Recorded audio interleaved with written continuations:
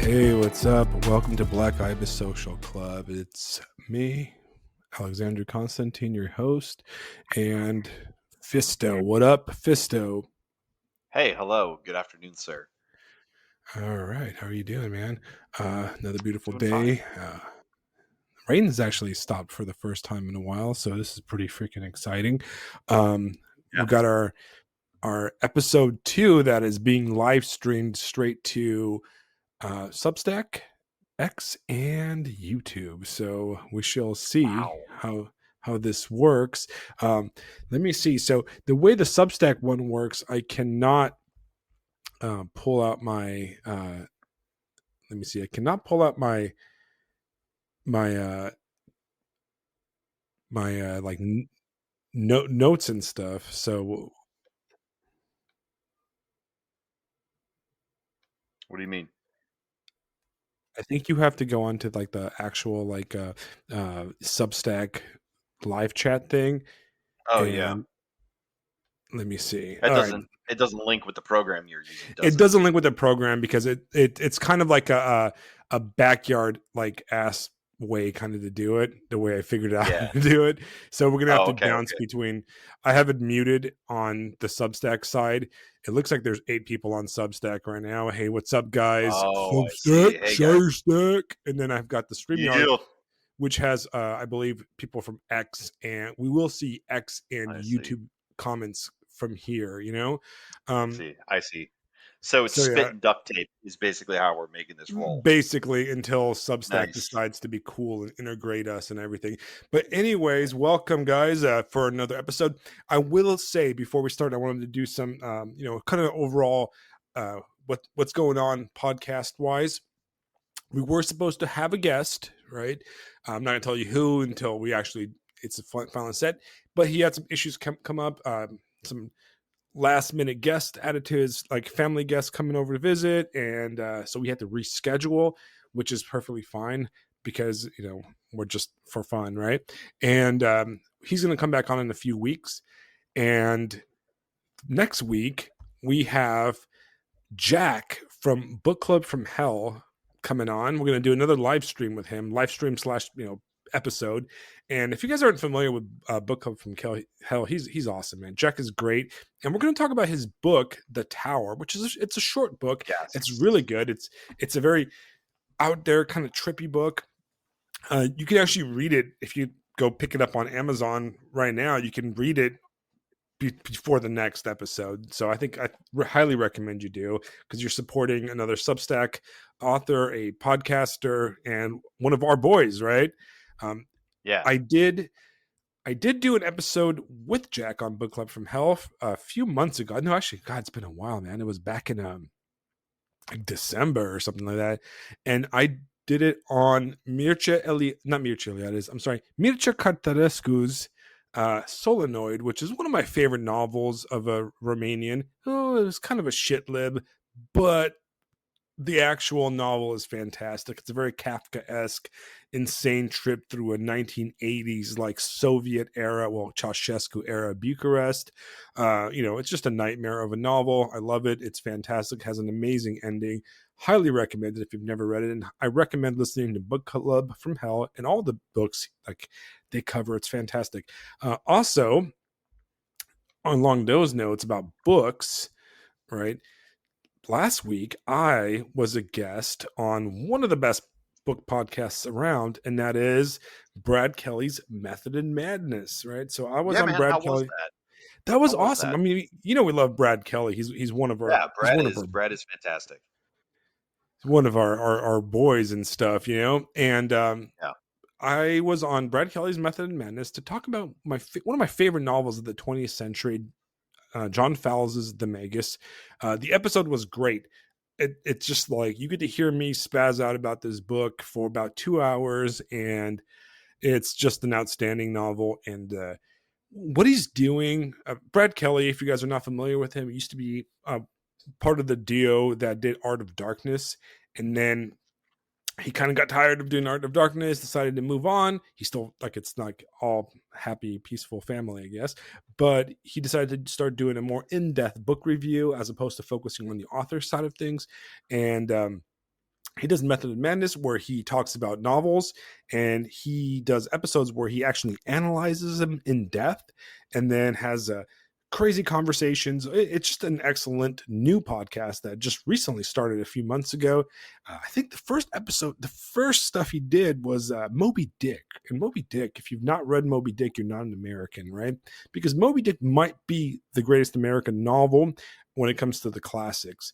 And if you disagree with me, we can fight about it or whatever.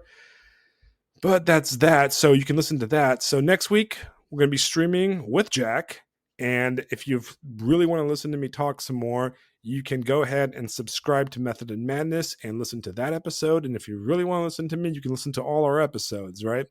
Most importantly, you should absolutely subscribe, share, like, and everything our podcast, and tell us how this whole live streaming thing is going, because I'm experimenting, I'm having fun with it. I think it's cool. I like the idea. You know what it reminds me of, Fisto? Like, I'll admit What's it. that? What I always wanted to be, dude. I wanted to be a radio host. Did you ever listen to their like talk radio when you were growing up? Oh, all the time. Yeah, talk radio is fantastic. Yeah. Gosh, it's been such a long time though. Like, when was radio not terrible? Like, how long ago was that? Because The I because I 90s, because late 2000 or early 2000s. early 2000. Yeah, that's when I was in college. So I would have. I'm trying to remember some of the radio shows that I listened to. I was living in Columbus, Ohio at the time, and they had some cool stuff, especially later at night. Yeah, just back before everything sucked. Uh, yeah, no, but yeah, radio stuff, absolutely fantastic. I love it. Right, and that's kind of what this is like, the streaming, the live thing. I think it's fun. I think it does recreate that radio experience. I think we're gonna just keep on streaming every Wednesday at 5 o'clock, 5 p.m. Eastern time. We might change it up based on our availability and everything, because we are doing this out of the love of the love of the art, right? But I Love of used the to listen. game, baby. Did you ever listen to and hey, hello to all the guys in the chat, man. Go ahead and say what's up so I can see if that stuff works, right? On either one of the chats. Yeah, Um yeah. Real quick. Do we get a call? Do we get like a what do you call it? Not a call sign, but like station identification. Can it be WRETARD? Can that be our WETRAD, straight yes from RETARDW straight from I don't South even know. Carolina and Florida across the airwaves. WKERED, retard, with Fisto Silvani and Alexandra Constantine. Oh No, man, I'm what gonna have to was get that? like Gonzo noises and all kind. Oh, dude, I'm gonna do special. I'm gonna do sound effects. What Like, did I want you to understand what you've unleashed. Did you ever listen to Loveline? Did anybody listen to Loveline? I mean, yeah, because it's a famous one, but did you ever listen to it? I know Lisa What was that Kuznick. again? What was that again? Loveline with Adam It sounds Carolla. really familiar. Adam Carolla and Dr. Drew. It Oh, was like the sex one. Like, yeah, like vaguely. Yeah, vaguely. I don't think I ever really got into it, but I mean, how could I have not heard it at one point? You know what I right. mean? Well, that was from Los Angeles, so that was like our That's right. standard Los Angeles thing, right? Then we also had what I listened to a lot of morning radio, like local KROQ morning radio. A lot of it was like like local stuff. K Rock was the famous radio station in Los Angeles, KROQ, and K Rock basically invented like the late 80s, 90s music scene. I mean, if your band made it on K Rock, I mean, Smashing Pumpkins, Pearl Jam, all Nirvana, Done. You they were were all done. K Yeah, Rock bands. you made it. They controlled and I think they're dead now. I mean, I think they're still K Rock, but it was the Los Angeles music scene. You had basically everything, no doubt. All those guys came out of the K Rock kind of era. Kevin and Bean was like the big DJs that were on it. And then on K Rock at night, you had Dr. Drew and Adam Carolla, who both ended up being based conservatives. Right now, I guess they're not super based conservatives, but Dr. Drew was very anti-COVID nonsense, and he called bullshit on it throughout the entire COVID era. And Adam Carolla is, I think he has a Substack show. Actually, I haven't really listened to it, but he does. So I used to listen to those guys, and they used to like, you know, people would call in, and it would be like, "Oh, I something something sexual," and then they would get he would. Adam Carolla would kind of give the layman's like asshole, kind of response. I think he's like a Italian dude or something like that. And then Dr. Drew uh, is a psychologist, and he would give like a psychology kind of thing, opinion. I thought it was great. I mean, especially when I was like a young dude, I loved it. Um, Yeah. but yeah, what is I was thinking like the one station that I remember in Columbus, and if there's anybody who like went to Ohio State, I think it went off the air back in 2024, but CD 101. It was, your indie rock radio station. But it was the kind of thing where like, I mean, they played fucking everything. They played all different kinds of stuff. No Repeat Thursdays were a big favorite of mine, where no repeats. And I mean, they would scrape the bottom of the barrel if they had to. It was fantastic. But yeah, it was a great radio station. I mean, it was like everything you ever wanted. Just throw it on, and there was always something good on. It was always something new and something neat. It's a good time. So there's probably going to be a bunch of Ohio State fans or anybody from Ohio State or Columbus going to be like, CD 101. Oh my God. Which is funny because I work with somebody from Columbus, and she has a CD 101 T-shirt. And when I saw it and I pointed it out, she's like, "Wait, what? You know about that?" I was like, "Yeah, of course I do." So that was you, fun. that's wild. You know what's But crazy? anyway, I don't even know how to use my radio, like on my car. I don't know. oh, you mean like the dial and then like AM FM radio and Yeah, I don't know how to. all I don't that know how to different make it stuff? work. Yeah. Yeah. I mean, recently, not recently, but not this past Christmas, but the Christmas before, we took a road trip to Ohio and decided to take the plunge into radio. And there's nothing there anymore, man. It's the same fucking corporate radio station the whole way up, playing the same boomer ACDC crap the whole way. Oh man. It's just what the heck happened. A few years Well, we all ago know what happened. on The shortwave. internet I'm happened. sorry. I'm sorry, Lisa. We're not living in a post-apocalyptic Canada. She's got like ham radio. Actually, you know what? You know what's funny? That you mentioned get on shortwave, right? Um, the what was that? Get on shortwave. What was that crazy radio thing that you listened to at night? Um, is it coast to coast? Right? It was that crazy like it was a countrywide radio show where people would call in and be like, "Oh, I got butt raped by an alien," or just crazy conspiracy stuff. Did you ever listen to that? Art Um, Bell, you're right, Michael. Art Bell, right? And it oh, we was got some. called Yeah, I've heard of that. I don't recall listening to it, but like, yeah, I do. Yeah, yeah, yeah. It's like like X Files like stuff, wasn't it? yeah, Like yeah, yeah. It was very X Files just stuff, ridiculous. right? Yeah. And that was awesome. I don't know if our Canadian guys remember, but there was a Canadian. I'm not Canadian, obviously, but this used to be on I think FX back when I was a kid in the '90s. There used to be this vampire show, right? And it was called.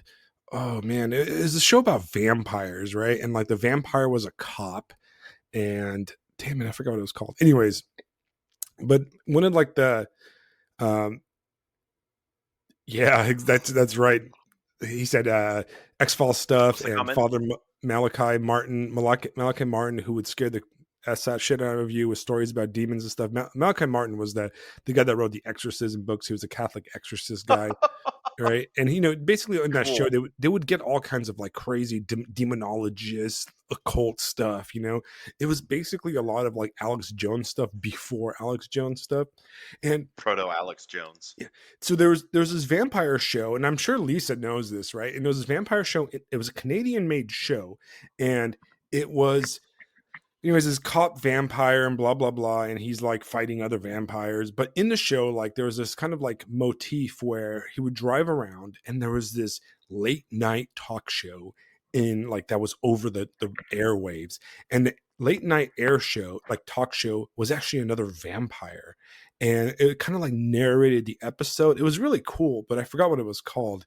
But I've always like had this thing about like the late night talk show that's on at 3 a.m. while you're driving through like Los Angeles, and it knows stuff, very like David Lynchy kind of stuff, right? Uh, It knows you things. know what I mean? Yes. Like you get like We're gonna tap. Yes, we're gonna tap into the natural spirit yeah, world secret of America. transmissions, secret transmissions. But because Secret because we don't have any themes here. I actually kind of like want to riff a bit on uh, coast to coast, right? But what I All really right, want to go off, want man. to it's not so much on the coast to coast, but what happened to aliens? I feel like when we were growing up, and I'm 42, right? And you're about the same age, times Yeah, 50. 43, Yeah. 43. Yeah. And we're all about, a lot of us are about the same age. We're 90s children, but we're really 2000s people, right? But in our like childhood in that 90s era, I feel like there was a lot of aliens, right?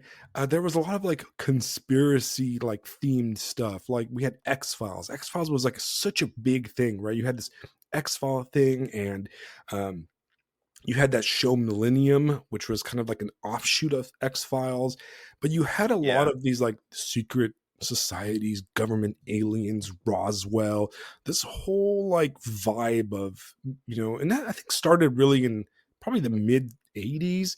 But remember, like crop circles, what happened to crop circles? Like what happened to that like kind of cultural thing about aliens, alien abductions? um it kind of disappeared, right? Would you say that it disappeared? Like I don't hear about that kind of stuff anymore at all. you know, we need to have Isaiah on here at one point because he reads a lot with his aerospace stuff and his weather stuff and everything. He knows quite a lot, or at least he's in tune with the unidentified aircraft community or UAP or whatever they call it. Like the stuff that was over New Jersey like a while back, and everybody was freaking out about drones and this, and that, and the other thing. Like the alien stuff is still out there, but it seems to have taken on maybe, and I'm just talking out of my ass here. It seems to have like taken on a sort of crusty internet flavor. It's almost like everything's a conspiracy theory now, so nothing is. So then just like good stuff like that just kind of gets lost in the haze. Because Right. you got to remember back in the day, like for all you Zoomettes and Zoomers out there, back in the day before you had cell phones and unlimited library of babble stuff, you had a handful of radio dials and you had a handful of television stations, and everybody was plugged in to the same stuff, and that made the weird shit weirder.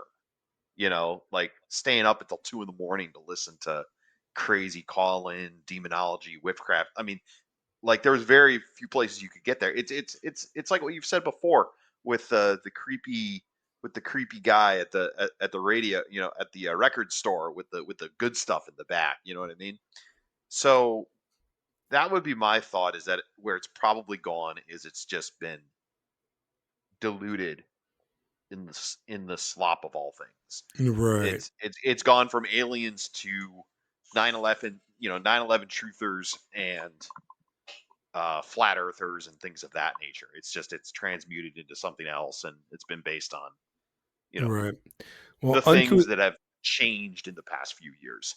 in the chat, in the Substack chat, Uncouth Hmm.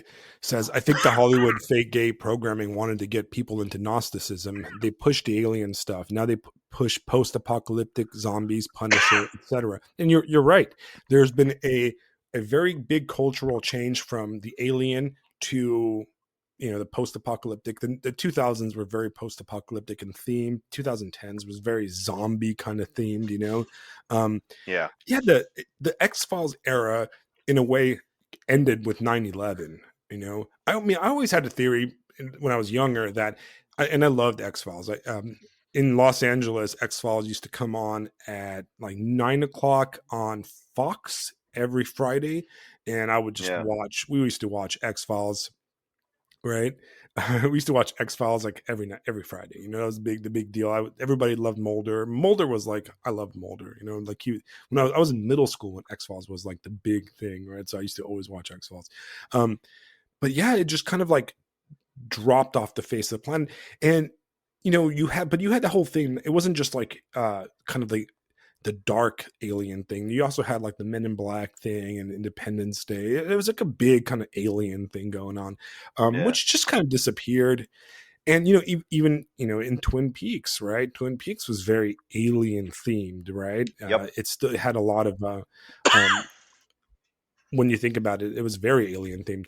So actually, this is going to tie into our next kind of subject, right? That we're going to have to talk about, and it's one that I don't particularly would like love to talk about, but we're going to talk about it anyways, which is the which is the ultimate. It's going to be about what we've been talking about on Substack, which is the kind of back and forth between the pagan bros and the Christ bros or whatever, right?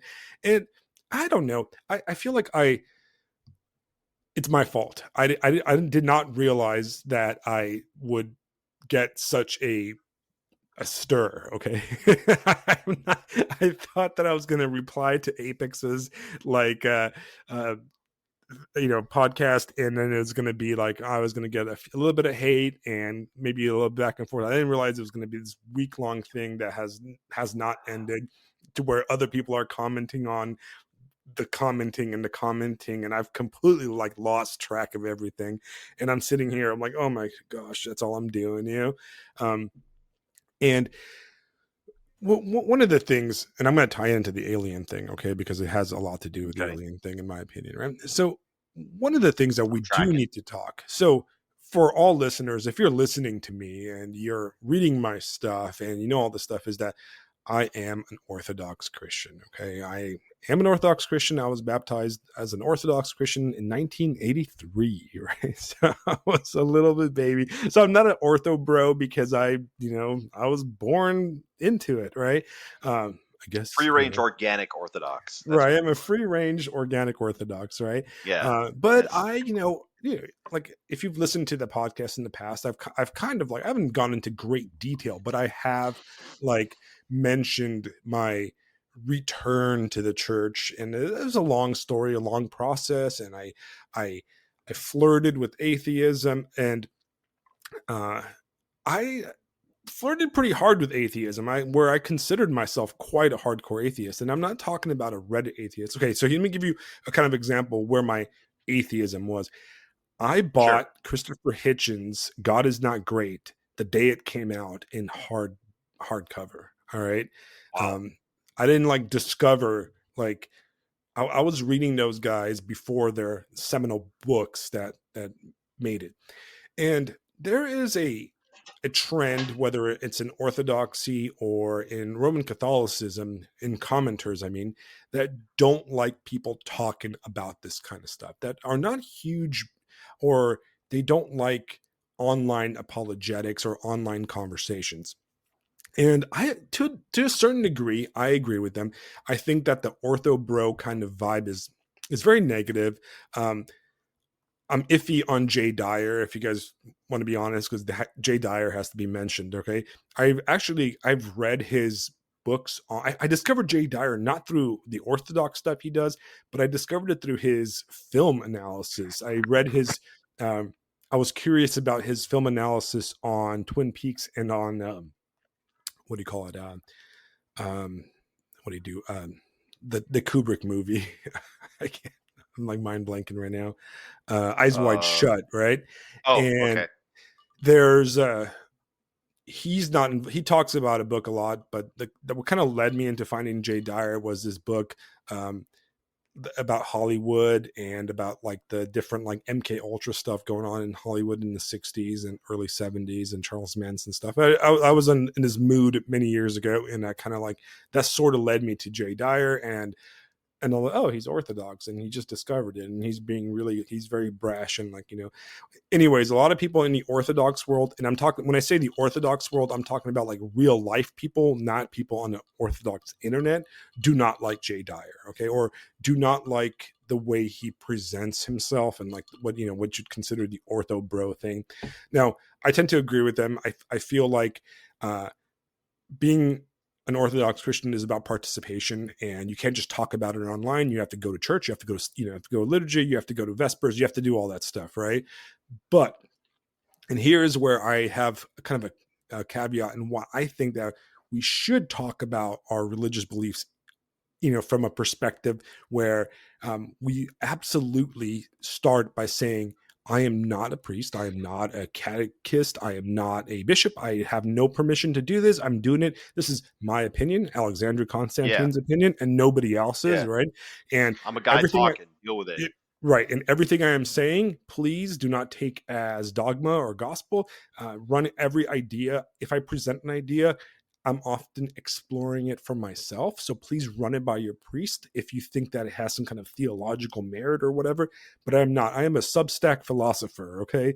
I am a Substack, uh, dilettante is what I am. And I dabble in all sorts of things. And often I dabble very surface level. So I fully admit that, right? I don't have a theology Yeah, degree, yeah. but whatever, right? But We're anyways, both part of the Substack Retarderati. yeah, Let's just this is a dilettantes club. The Black Ibis Social Club is a one for dilettantes.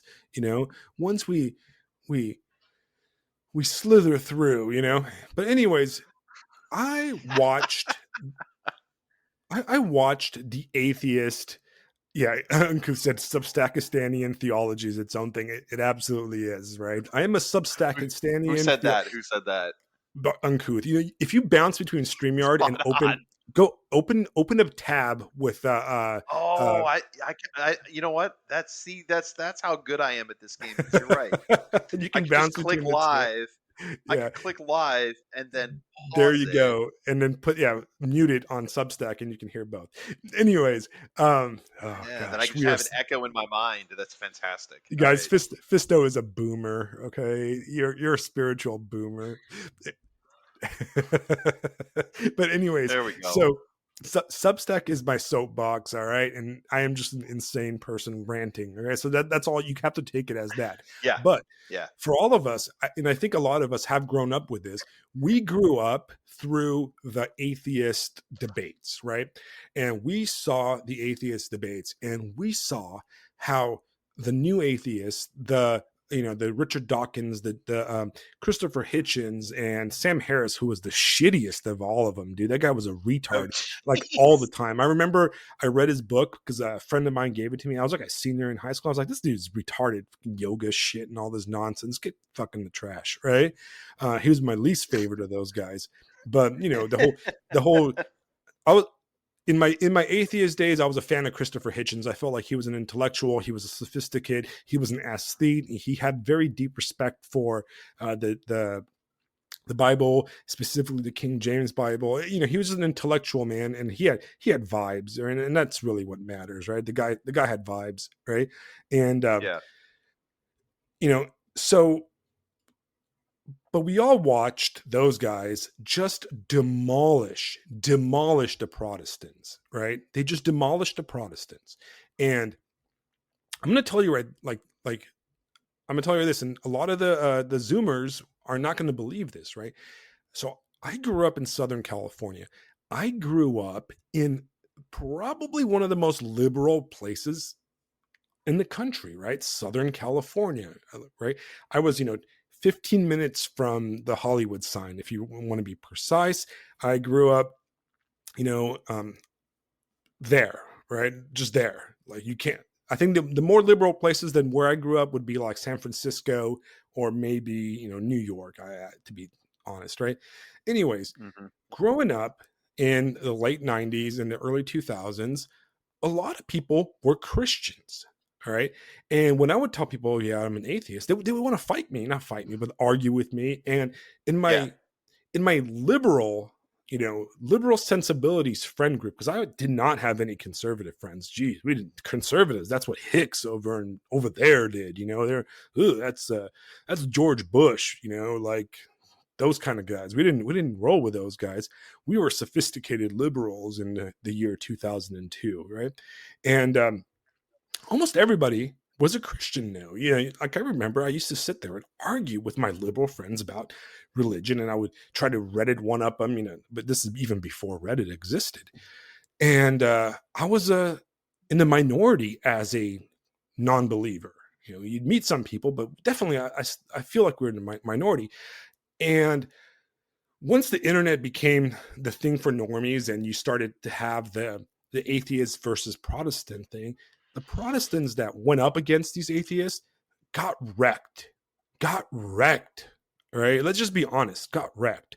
10 years later, 20 years later, you never meet like a Protestant anymore arguing. They won't even step up against these dudes because they got wrecked. right? And they got wrecked because they were just unprepared for 21st century online debate at all. You just couldn't handle it, right? They couldn't hack it against these fedora dudes, right? And on top of that, the atheist won the image. They won the cultural game, right? They made, that they came with like science and like blah blah blah, and the Protestants came with like youth groups, winsomeness, and it honestly just came off very gay. It just to where youth groupism became a joke, and it still is to this day. Very like bland, generic, uh, hugs and kisses, right? So I mean, you laugh, but I'm sure you experienced it also, right? You Oh saw yeah. those. Oh You yeah. you probably grew up seeing this, right? And I might be Yeah. Alex, I grew up in the middle of it. I mean, I was converted in a youth group in high school. I was involved in college groups all the way through, Campus Crusade for Christ, all that stuff. And yeah, I mean, just what you're talking about is from the other side of what I was involved in at the time, way back when. right, And yeah, you're right, right. It was all fake and gay. And when when tough stuff started happening in my life, none of that even remotely worked or was sufficient to like right, get me through it. So falling away, I mean,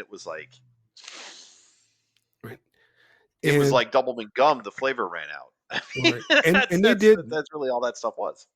they did the thing that like they did the thing that is most important on a cultural level. The atheist managed to make Protestant Christianity seem low class. All right. And of course, the devil himself, right? The powers of darkness that run media and entertainment, fuel this. But they did a really good job of it. And, you know, for an entire generation, our generation, to be a Protestant Christian is to kind of be like kind of dumb, kind of low class. It's low class coded, even in television shows and that kind of stuff. They'll show like the Protestants, and they're either like Bible belt, like super church guys, in their kind of slimy suit car salesman vibes, or they're like very low class, poor people off into the swamp, like True Detective kind of tent revival thing. And they did that, and it's just the truth, right? And unfortunately, in the media age, the Protestants lost against the atheist, and then a miracle happened, and everybody realized how retarded the atheists were, and what a bunch of like fat, disgusting fedora tippers most of them were. And Thank you, COVID. yeah, I mean, I think I, that re- I I, think I that remember that's when a lot. I just remember like Sam Harris specifically and some other guys. Like that's when people really paused and they went, "Wait a second, right. wait a minute, I, what the I hell is this think they guy's started problem? This guy's an they idiot." started going Yeah, down like before that, like a few years yeah. before that. But yeah, I mean, remember at the peak, even like I would like, I would look through social media maybe 8, 9 years ago, and I would see people that used to argue with me pro Christianity, and they used to argue about like how I was an evil atheist and all this stuff, and they would argue with me about it. And now they're like repeating like Reddit tier nonsense that was like embarrassing. I was like, oh my gosh, I was one of these guys before, but weren't you like the winsome Christian like 5 years ago, bro? And now you're like Reddit, whatever, either way. So this point of this whole kind of divergence I just did was that I think that it is very important for us to continue this conversation because we have to be there. We have to be present, right? And yes, I do not like you know, I read one book about Orthodox Christianity or whatever, and I'm now Orthodox. No, it doesn't work like that. I called out that person on Substack and I told her to shut the fuck up, right? I forgot what her name was. But I told her to shut the fuck up. I was like, if you can't talk about Orthodoxy from the perspective of an Orthodox Christian unless you're baptized. If you're a catechumen or whatever, nobody cares. Shut up, right? Whatever, right? You know what I mean? You have, Yeah. I agree with our friend Alexander Helene has a personal rule. He says that if you convert to Orthodoxy before you really, really sit there and post about it, you should probably be an Orthodox Christian for 10 years. Like, he's like, I don't want to hear from you because it's not that interesting. We make exceptions, of course, right? But it's probably a good rule of thumb, right? And I'm not going to talk about theology really because it's not my theology, right? I mean, I'm not. It is my theology, but I'm not going to go deep into it because I can't. I can't answer theological questions from the perspective of the church because I have no authority. But I can talk about from the perspective of Alexander Constantine. Anyways, so Yeah. that's where I think that it is worth talking about because we do have to be present because we cannot let we cannot have the equivalent of the atheists or whatever uh, come at us, right? We have to be there. It's like you can't win a war if you don't show up, right? Right. Yeah, And that's true. I unfortunately have an urge to argue and do this kind of stuff. It's in me. I apologize. I am, my patron saint, Saint Alexander, Bishop of Constantinople. What he did was he wrote tons and tons of screeds against pagans and heretics and Arians and all those guys. It's kind of like built into me. I'm sorry. I can't help myself. I have to argue with people about stuff. It's just what I do, and some of you guys find it entertaining, but I'm not going to ever be an asshole. Okay, that's the thing. I don't want to be an asshole, and Leave that to we, me. yeah, we can argue, and sometimes, and I do apologize. I do apologize to all people for the last 5 days if I have come off as an asshole, and I realized that, and I really wanted to apologize to Guildhelm, who is here in the chat. Like, I did come off as a douchebag towards him, and I do apologize. I think the Substack notes format is absolutely the worst, like threading. So it just irritates me, and I think it causes me to like be an even bigger dick than I usually am, and I don't like that. So I do apologize because ultimately we are going to have a good conversation, whether I think that's what I mean it too. Now, so let's talk about it. Okay, let's talk about the pagan thing. Sure. And now this is probably going to send people frothing at the mouth, right? We're gonna froth, we're gonna gnash our teeth and do all that stuff, right? And I don't I don't truly want to approach it from a theological standpoint because once again, there's theology is difficult. But what kind of triggered the whole thing? Well, Apex, who he's been a podcaster, and I believe he's Just been you on mean he's been a Astral? Astral, yeah, not Apex, Sorry, yeah. Astral, I don't right? mean to I'm correct you, sorry. but yeah. No, No, it's fine. please correct me. Astral's been around for a while now. I've known him since like the Twitter days, I believe. Mm, He did a lot of. I think what originally attracted me to his stuff was he did like philosophical stuff on like occult and Jungianism, and that's where I started listening to his stuff. And he does a lot. He covers a lot of subjects, political, non-political, that type of stuff. And sure. you know, one of his recent episodes, he had these three guys who are Germanic heathens, right? Germanic heathen pagans. And I was like, you know what? I kind of want to listen to their episode. And I listened to it, and I listened to the whole thing, right? And I think the three guys on there, I can't quote them. You look it up. Imperial guy was one of them, and whatever. You can look up the link is in my post. Either way, I was kind of irritated by the episode, and a big reason why I was irritated by the episode is because 50 to 60% of it was just dogging on Christianity, right? And it was just dogging on Christianity. And what bothered me about it was, well, first it was dogging on Christianity, and then it was also dogging on Christianity from a very thin kind of theological. There was not a lot of understanding. It almost reminded me of like Reddit atheist days where an atheist would Mm, say something crazy, and I'm like, dude, you completely missed the point, right? You like, you don't understand what the fuck you're talking about. and you don't understand the theology. And even in my atheist days, I was never like that because I really tried to understand the theology if I had a debate with people. But you don't convert people and you don't change people's minds by attacking theology. It just doesn't work like that, right? You're never going to, you know, Protestants make this difference where they will start quoting like theology at you, and you really think you're going to convert people if you like tell them about, well, the Bible says, the earth is five. That no, nobody's gonna believe that. No, you're not going to convert people that way, right? You convert people by living the life, right? By showing them, the proper Christian life, or day to day living, because ultimately, right, Christianity is not about a book. All right. At least we're talking about Orthodox Christianity. It's not about a book, right? It's about a person. It's about Christ. And it's about being and the church itself, the community, the greater church. For the first few hundred years, there was no Bible, guys, right? There was no book. It was an oral tradition, basically, right? From the apostles to the early church, and that's how it spread until finally all the letters and the books were codified, and we finally the different councils put down all the traditions down on Right. paper, and it's Right. but it's not about that. We're not following a rule set, right?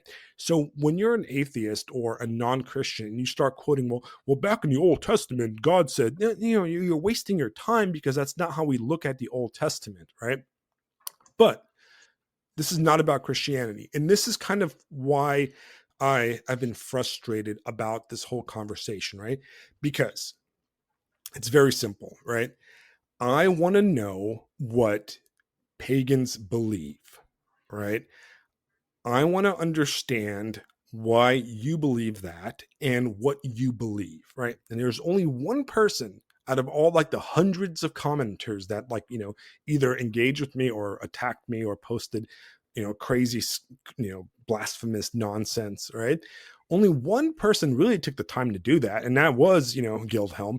And that's the problem, guys, right? That's the problem. Because here's the thing, right?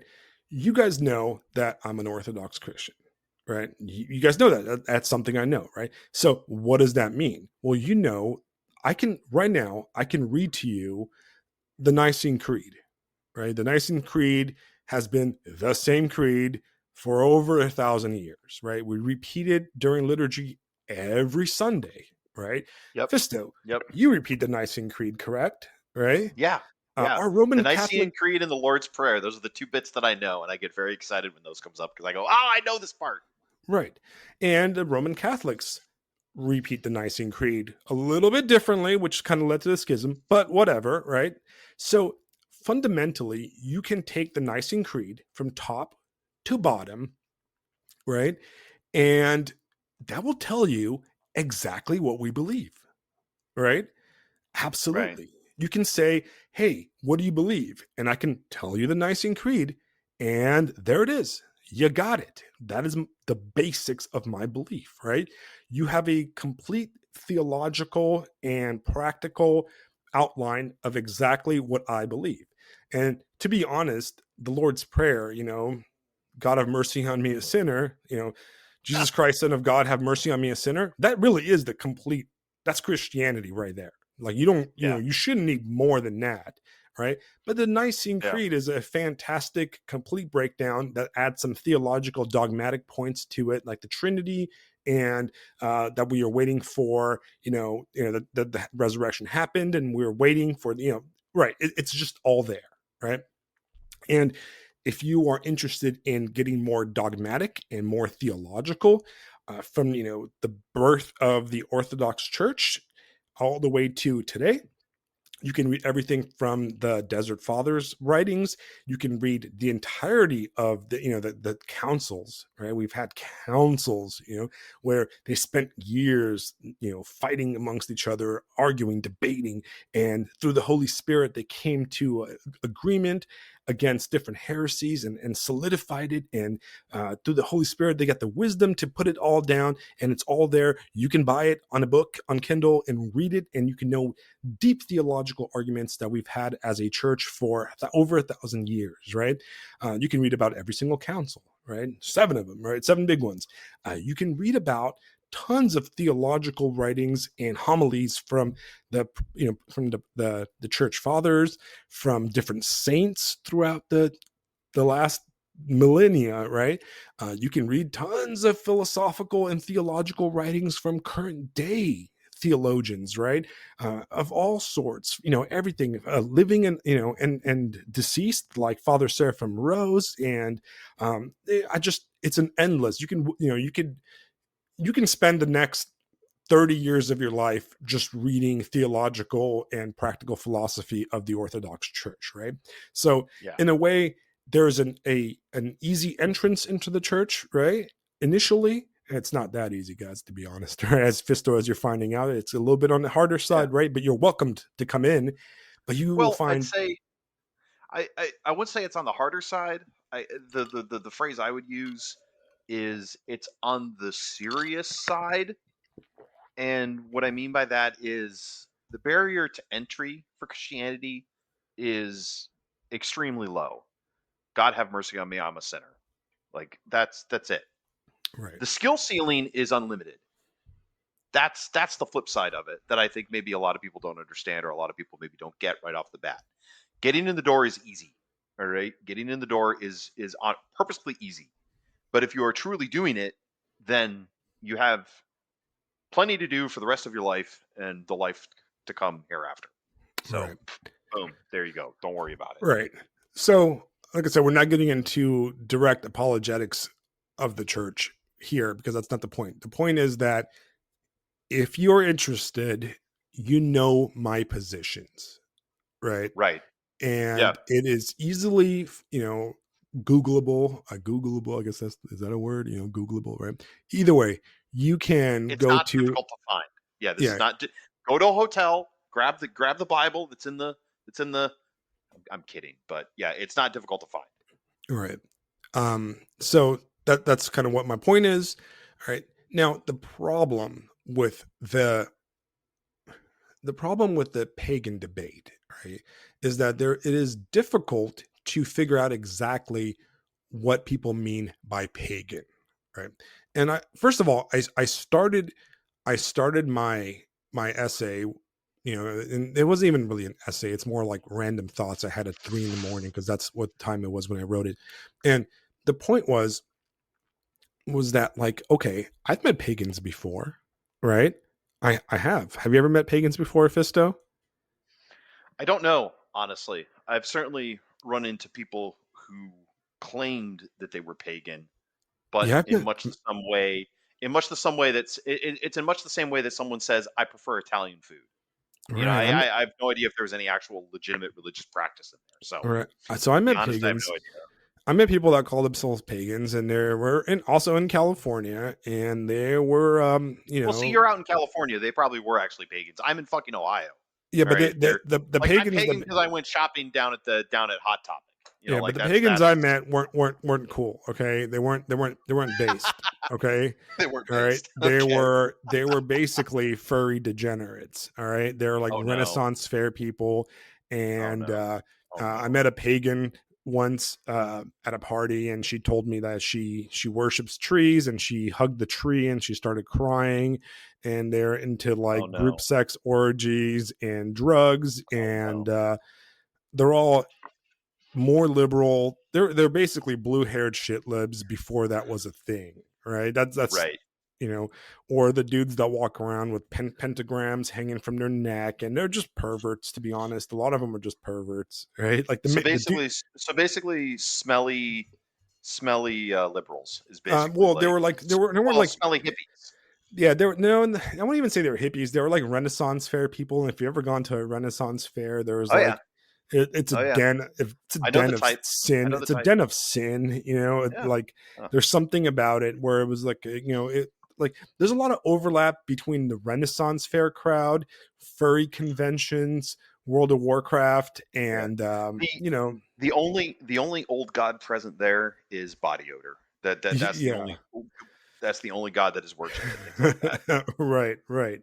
So anyway, so I said I'm predisposed towards not liking it. Right. I'm like, "Yeah, that's yucky. Go I don't away." even think Right. they're opposed to liking it. I mean, doing those kinds of things, there's always an element of self-hate in there also. Like Yeah, yeah, this is where I have to go because I'm not attractive enough to get invited to the sex clubs downtown. yeah. So I have to do it out. I used to I know have to this. do it out in the woods. I used to know this dude. I used to know this dude that like he would tell people he was a pagan. This is like 2003, right?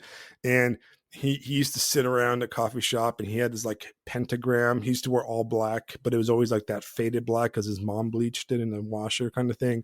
And he had like a pentagram necklace, you know, the one you buy like a Hot Topic or like with the dragon and shit on it. Those like pewter drag. Just real corny as fuck, right? And he would tell people that his name is Spider. He's like, yeah, people call me Did you Spider. see And I'm like, did you nobody see calls you Don's fucking comment? Spider, dude. What did John Did you say? see Don's comment in there? Narcissism is the only actual old god. Yeah, That's funny.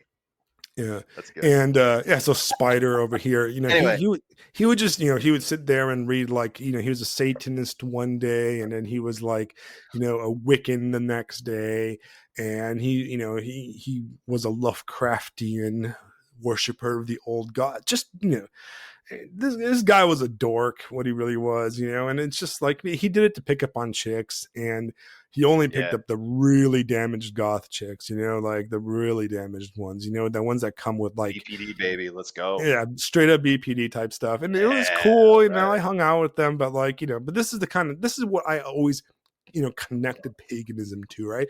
And of course, I Sure. also I also linked it to like the burners, right? The burner crowd, the Burning Man guys, because that's really a Oh, right. pagan Okay. type thing too, right? And I've never Yeah. been to Burning Man because I don't want to get HIV. But I knew people that would go to that thing back before before it became like a corporate thing. I knew a bunch of people that used to go to that, and I was I just fully believe that it denies that it defies biology, and simply by attending right, you right. are at risk Yeah, you're at risk of all of, sorts of of diseases, contracting things that you do Yeah, not want. so, Yes. I That's not never even did how it that. works, but here it does. Yeah, it just flies. The gonorrhea flies to the air to get you. It's like the spirit of gonococcal germs, right? Oh Like God. I didn't have health insurance back then, so I couldn't afford I'm the. feeling dirty just having the conversation. Like I'm gonna like we need to pause the podcast. I want to go take a shower. Like Yeah, that's just have a zithromycin cocktail, a Z-Pack cocktail to get rid of the drip. Anyway, so that's why I associated with pagans, All unfortunately, right.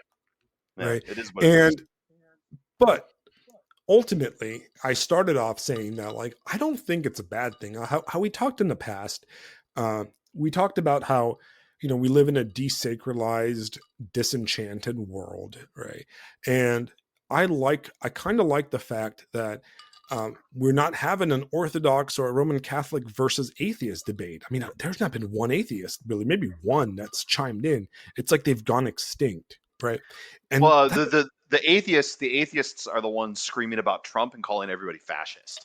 That's the only thing that they talk about now. I think, at least as right. far as I can tell. It seems to be that they've adopted that religion, a political religion, right? Yes, Now, yes, yes. so They in found this their debate, Hitler, so now they're perfectly happy. right, in this debate, there's almost no atheists at all, which is awesome because it seems that like that we're having conversations that have gone back to the to ancient times where we're discussing Yeah. the gods versus God versus so it's interesting, right? It does say something, I guess, positive about our current milieu, that we are talking about enchanted, sacred things, right? We are, it's not a debate between, materialist atheists and the religious Yeah, people. I was just going to ask. Question is, do you think part of the problem with this discussion is that too many of it, and I mean, I'll raise my hand and say I'm definitely guilty of this. We're looking at it like those old atheist debates where it's well, this book and this book and this book and this book. It's an academic, scholastic, materialist, scholastic approach to the problem instead of hey pagans, your god fucking sucks, and that's my position. I'm teasing, of course, a little bit here, but like, no, we worship the actual real God that created everything. Get on our level, boys. Come on, let's go. Right. You know Right. what I mean? Well, there is a lot of that, right? I think Yeah. I think Hmm. a lot of us came out of those atheist debates, to be honest, because You're absolutely right. That is kind of the vibe I've been getting the last 5 days. I'm like, oh shit, is it 2004 all of a sudden? I'm on a message board, Yeah, that's a good insight. and Yeah, that's a good insight. The there's circularness definitely, of it yeah, there is is I definitely, think the greatest proof. right. There's definitely some insight. So, anyways, to go back to that, to Astral's podcast, right? Listen to those guys, and like I said, I would rather listen to three pagans talk about their spirituality, than than atheist, fucking Sam Harris or something like that, right? I think Yeah, if I had to choose, I want those guys versus Sam Harris, right? Who, by the way, guys, Sam Harris is not an atheist because he's into yoga, and yoga, by its very definition, is a Buddhist or Hindu thing. And if you do the rituals of a religion, you are not an atheist, right? Because yeah, you cannot separate yoga from religious spiritual practice. You might think you're not doing yeah, religious spiritual practice, but you are, yeah. right? I'd And say that's I'd say I'd say push it even a little bit further in that he's a practitioner of liberal civic religion.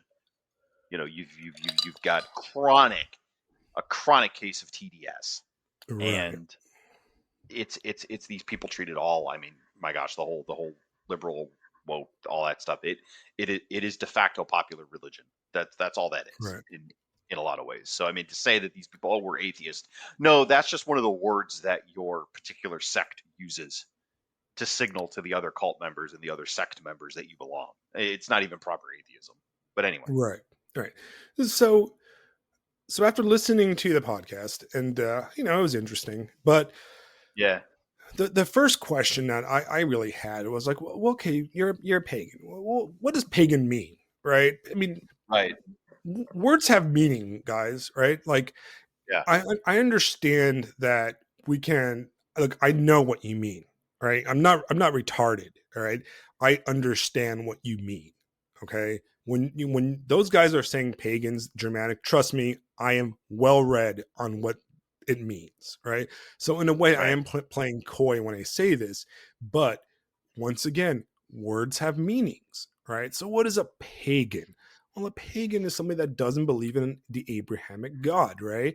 It is what Christians used to call people that were outside the mainstream religious, in the case of today, it would be you are not, you don't believe in the Abrahamic God, so you're not Islam, you're not a follower of Islam, a Jew, or a Christian, right? Uh, Realistically speaking, the word pagan in the earlier days probably did not really involve Islam. There's a lot of debate between the Orthodox guys and the Roman Catholics right now whether Islamists believe in the same God. My answer to that is no, but we're not going to get no, into of the course not. debate, right? Yeah, yeah, I think that in order to believe in this God, so I don't think the Jews believe in the same God either. I think they once believed in this God, but they've turned away from it because you cannot believe in our God unless you believe in the Trinity. So that's done. Anyways, but I don't want to get into that theological debate because that's between other people. It's not important. But the word pagan refer to tribal, non-mainstream religions in the Roman Empire, and it actually has kind of a negative connotation. It means kind of like kind of hick, kind of country.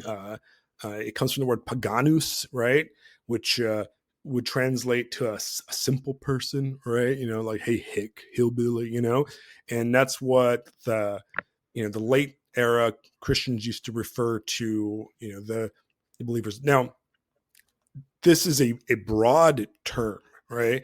So, we can say the Germanic pagans, like the Celts and the Picts and all those guys were pagans, right? But you could also say that, the Dacians and the Slavic worshippers of Slavic, gods were pagans also. You can definitely, based on this kind of extended definition, you can say that the Greeks, the Greek pantheon of gods were pagans. It gets iffy when you start into the Platonic kind of stuff, where you start worshiping like concepts and ideas and Platonic forms. I don't know if that can be called paganism, right? Or some kind of a spiritual Stoicism later in the Roman Empire. That's also kind of iffy if you want to consider that pagan, but I guess you can, right? Um, you can absolutely include the Hindu, the whole Yeah. Hindu kind of thing going on, which is another very complex issue because the idea of Hinduism as a world religion, the idea of a united Hindu faith, is a really a invention of the British Empire in the 19th century. Okay, the Hindus did not consider themselves to share a faith. It was just tribal and local kind of gods. That's why you have so many variations of Buddhism and Hinduism and different types of yoga and spiritual practices that are very similar. They're from like the same family, but they don't share like you know organizational anything. They're very like based on local areas, local yogis, local like elders, and they kind of worship like specific like monks that, or yogis that like passed away and became gods, and very complicated stuff. You can spend your entire life studying the Hindu religions. Buddhism comes out of that, but then it becomes you know transformed in China. It also gets transformed in Japan and gets mixed with a lot of Shintoism. Uh, gets mixed with what do you call it? Japanese animism, which is the kind of the Shinto religion, where they believe that Japan was the god and goddess basically dripped Japan into the ocean, the sun goddess, and the spirits inhabit trees and animals, and you get those like kitsune and all kinds of like demons, and well, it's very interesting, very Totoro kind of in its vibe, right? There's like Yeah. local spirits, all that can be, and then of course you can say that paganism also involves all the African animistic local religions, the Native American religions, the Aztecs are pagans, right? All this stuff How you would could you say. how would you bring Confucianism into that? Well, Confucianism is also a pagan philosophy, right? Because you've got like ancestor worship, which is kind of a pagan concept, right? That Yeah. the Confucianism once again kind of morphs and adapts, and it's implied, and that's the interesting thing about these more ancient cultures that have never became really Christianized, where in like India and China and Japan, is that they do a lot of parallel religious kind of thing, right? In the same way the Roman Empire did, where you had Buddhism alongside Shintoism. If you go to Japan, there are Buddhist temples and there's Shinto shrines, right? There's Buddhist priests and there's Shinto priests, and they're separate, but a Japanese person believes in both of them, right? And it's Right. very interesting because they'll go, and the way things like the short like the kind of like the default like easy way of thinking about it is that you have your wedding at a Shinto shrine, and happy things, and you ask for happy things at Shinto shrines like protection and luck and that type of stuff, and you do somber things at the Buddhist side of things. Funerals are Buddhist, and that type of thing. So that's kind of like the shorthand, and that's kind of how Japanese people explained it to me. But you'll see that. So if you go to a traditional Japanese wedding, it is a Shinto wedding, and then you'll go to a traditional Japanese funeral, which is a Buddhist funeral, right? So they're very syncretic, where they combine both of these kind of elements, right? And you can spend your entire life, there's studies of comparative religion and the history of religion, and I love it because I'm a fan of Mircea Eliade, which I highly recommend to read his seminal like three book series that starts at the Stone Age basically and goes all the way up to modern religion. And he was the chair of comparative religious studies at University of Chicago, and he was based and right wing. So you have my permission to read his work, right? And you can find it on Amazon. Um, and we'll probably do a series on him eventually. But so, anyways, so that's the problem, right? The problem is, you know, pagan is a word that has a meaning, right? And it has a very complex, big meaning, right? And then, like I said, you can go read that. The word Germanic itself has a loaded meaning, right? Where, like, what does it mean to be Germanic? What does Germanic mean, right? What is a Germanic pagan, right?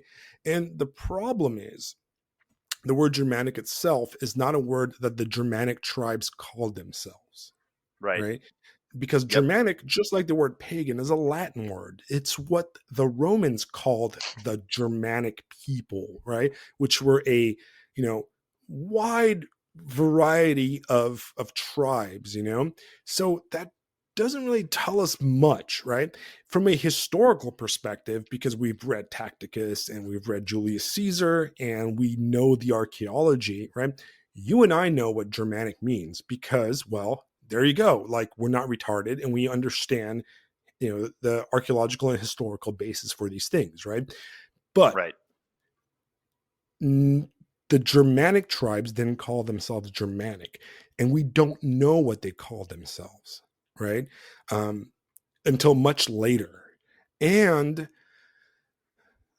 it's all second-hand information and archaeological information, right?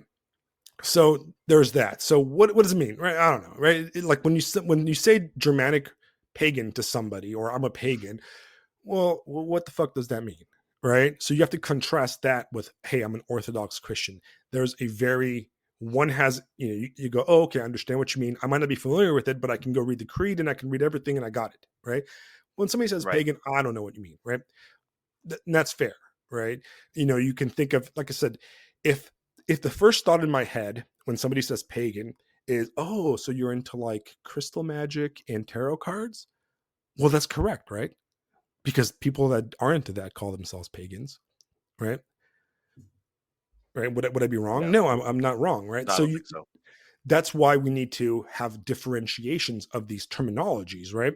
Oh, you're a Native American. Oh, you're into like the coyote gods and stuff. Okay, that's pagan, right? Right. So now we have to get more academic, right? So what is paganism from a academic kind of standpoint, right? And so there's two kinds of paganism. And this is, like I said, the pagan guys listening to this, please correct me. I will fully nod my head in approval if you correct me, right? In the There is a academic kind of, chat function that I am monitoring. If you wish to right. yell at Alexandru for being a total idiot, by all means. No, I'm just kidding. But yeah, it's So uh, it's right there, guys. So you can divide the word pagan into, this is, now we're talking about modern paganism, neo paganism, modern paganism, right? We are not talking about so I'm Romanian, right? Yeah. Before the Roman Empire conquered where, the area of Romania right now, right? Which would be called Dacia Traiana during the Trojan War, right? And there's a big column in Rome called Trajan's Column. It's all about them conquering us, right? And the Yep. two wars, the first war, the Dacians won. The second war, the Dacians lost, right? Both Yep. against Trajan, right? And there's actually a fantastic replica of it made maybe 100 years ago. That's in the Romanian National Museum of History in Bucharest, and it's a Oh, that's very cool. it's a very I'll post some pictures because I took some pictures of it when I was there. Yeah, definitely. It's a very important replica. Why? Because freaking acid rain ruined Trajan's column and basically faded a lot of the um, the relief sculptures on it. But the replica was done before that happened. So if you want to study it, in better detail, you'd have to go to look at the replica instead of the actual column that's in Rome right now. So, anyways, the Dacians believed in a god called Zalmoxis, right? And there was Zalmoxis, and there, I don't know if you guys remember, my screen name used to be Decineus, right? Decineus was a pagan priest of Zalmoxis that, and so what does Zalmoxis believe? Well, from reconstructive, like archaeology and known writing, Zalmoxis was a thunder god, but he was also a chthonic god at the same time, right? He like was a cave god and a thunder god at the same time. And some of the practices that they would do is before battle, the leader would send their first son and jump in a pit of spears.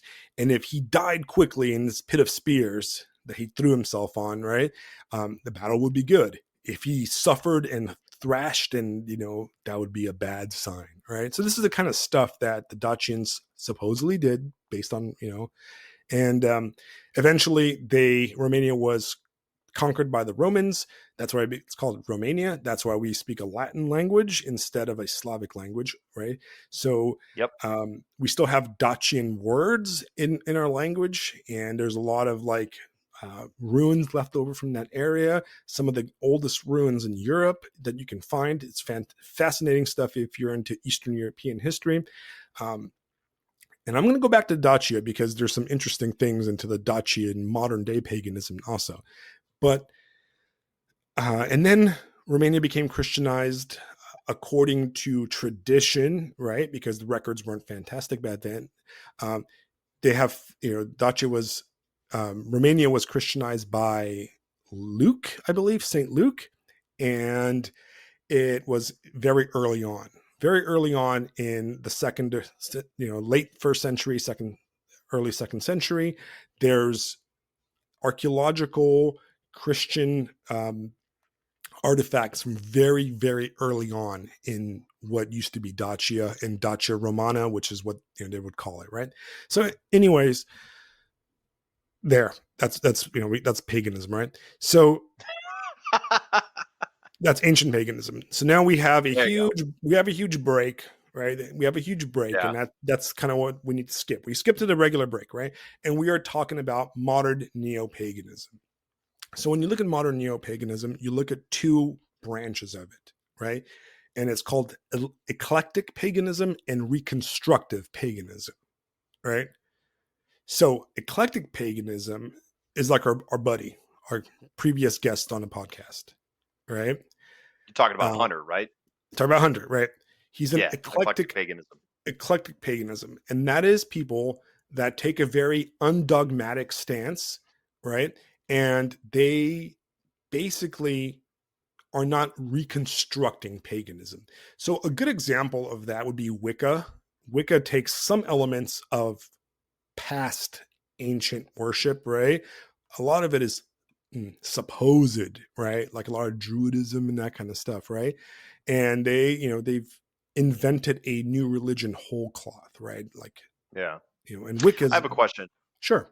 Sorry. So, as you're speaking of this, I'm thinking of one thing that we've talked about before, where you bring up Germanic paganism or this paganism or that paganism, and it always seems like there's a lot of people talking about paganism from a part of the world very, very, very far away from where they actually are.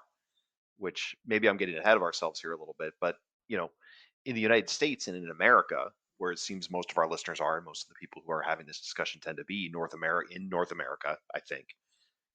Um, what does American paganism look like? Obviously, there's the Native Americans, before they got wiped out and or Christianized.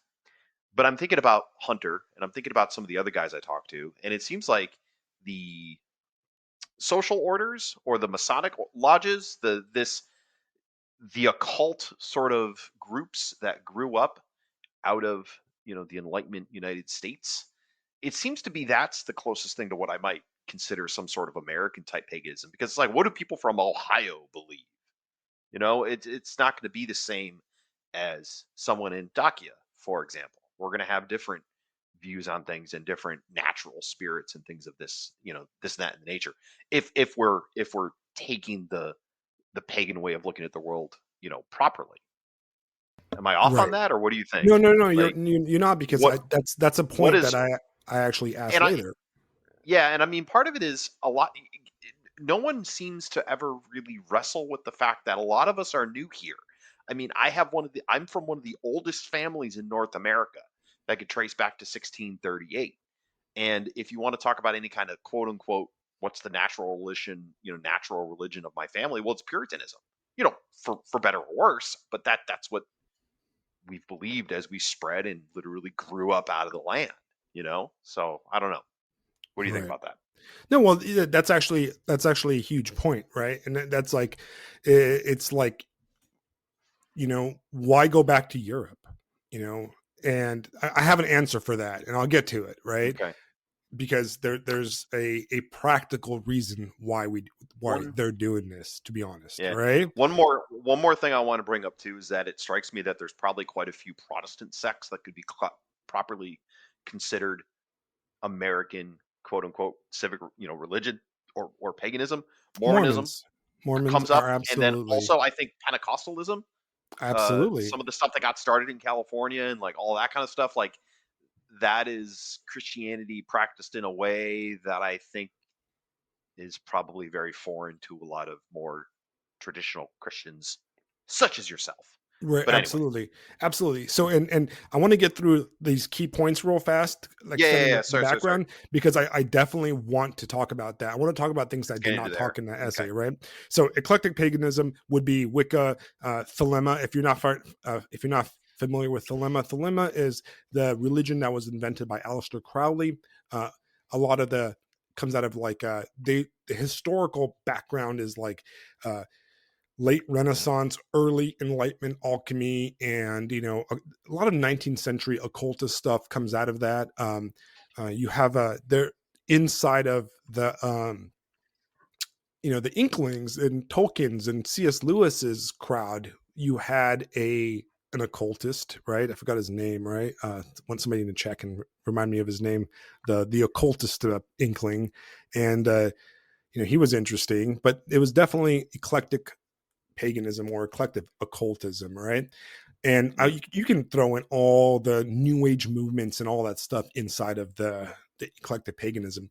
And then you have reconstructive paganism. And reconstructive paganism is that I am using archaeological and uh, written evidence, right, to kind of recreate an ancient faith, right? So, there are right now in Romania, in Transylvania, in that whole area, Dacian Zalmoxists, right? And they go out there and I don't know, they definitely don't throw themselves in pits of spears, right? I mean, maybe they do, I don't know, right? I And think there's we'd heard. I think we would have heard about that if there were people getting thrown into pits of spears. I feel like that's a right. I big mean, maybe, news, maybe they do, I don't know. especially in Europe of all places. I Right. don't know. And there's a huge pagan movement in Russia, Ukraine, in the Nordic and Baltic countries specifically, where you have a lot of well, in the Slavic Baltic area, where you have like a lot of Slavic kind of paganism, like Perun type stuff, and there's some art about it, which is kind of crazy because these guys have this thing where like they believe that the the Slavs were basically Atlanteans, right? They've got like these Yeah, like Slavic pictures of like UFOs and shit, right? It's in whatever. It's interesting, whatever. But you have these movements everywhere in the United States. I guess you could say that a lot of Native Americans are reconstructive pagans because unfortunately due to Christianization and colonization they have been their ancient well, I wouldn't even say ancient because the Native Americans were not really ancient. There there's a there's a disconnect between pre-Columbian and Columbian era uh, faith in the Native Americans. So, especially like in areas where the Spanish forced them into missions and brought them into missions, uh, and they became Roman Catholicized, that there isn't any connection. They've lost because they didn't have a written yeah. language. There was a lot of loss. A lot of the actual Native American languages have been lost. There's no histories, right? So a lot of the stuff that people say that like Native Americans believed, oh, they believed in nature. That's kind of bullshit. A lot of it is not true, right? So keep this I'm in thinking mind. of I'm thinking of I'm thinking of the Seminole casinos near where I am. Right. Their pagan religious practices certainly taken on some American characteristics. Right. So I mean, and Anyway, then the obvious criticism is if the Native Americans who were colonized a few hundred years ago, right, in the age of sail, in the modern period, right, did not have a written language, did not keep records, did not have anything, right? and they lost their religious practices and they can't remember, they don't exist anymore, right? And their stuff is Right. reconstruction, right? How the fuck do dudes remember shit from over 2000 years ago, right? So there's Right. there's a little bit of shiftiness there, right? But either way, the goal of, and I will give the benefit of theology to it, right? I will say that, you know what, I might not know exactly how these people practiced, but I will take and, make things out of what's left over, and that's fair, right? But you got to be honest about it. Okay, you can't say that, oh, I am doing the practices of you know, my ancient ancestor. First of all, motherfucker, you don't even know that they're your ancestors, right? Because people moved all over Europe, right? And unless you're getting DNA haplogroups tested that, like, match like Cheddar Man or something like that, Yeah. how do you know that your great Yeah, great that great stuff. ancestor wasn't two Italians that like rolled over into Germania, right? Yeah, that stuff rings hollow for me, especially because I'm looking at two genealogy books that trace all the way back to the 1600s. For Right. my family. So it's like, how do you know where you come from? Well, if it's not that, I'm gonna be looking at you a little side eye. Right. So that like I said, I am But just be willing to honest give about the it, like you said. yeah, just be honest about it. I'm Yeah. willing to give a benefit of the doubt, right? That's perfectly fine, right? And to talk about the podcast, Astral's podcast, that is, those guys were um, Germanic heathens. Germanic heathenry is interesting because it does actually, they use the word Volk a lot, the German word Volk, right? Yeah. And that is not a term that is neutral. There is a loaded element to that term, right?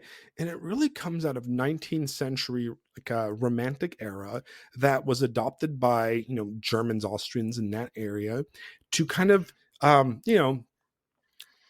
build themselves up, right? To kind of like reconnect to a tradition, right? And it was very popular in our unspoken mid-century group that, we red flag when we talk about, right? Those guys are really into this Volk thing. So whether you like it or not, there is an element of the corporal in these conversations when people use the word Volk, right? Because they mean a specific group of people tied to a specific ideology, right?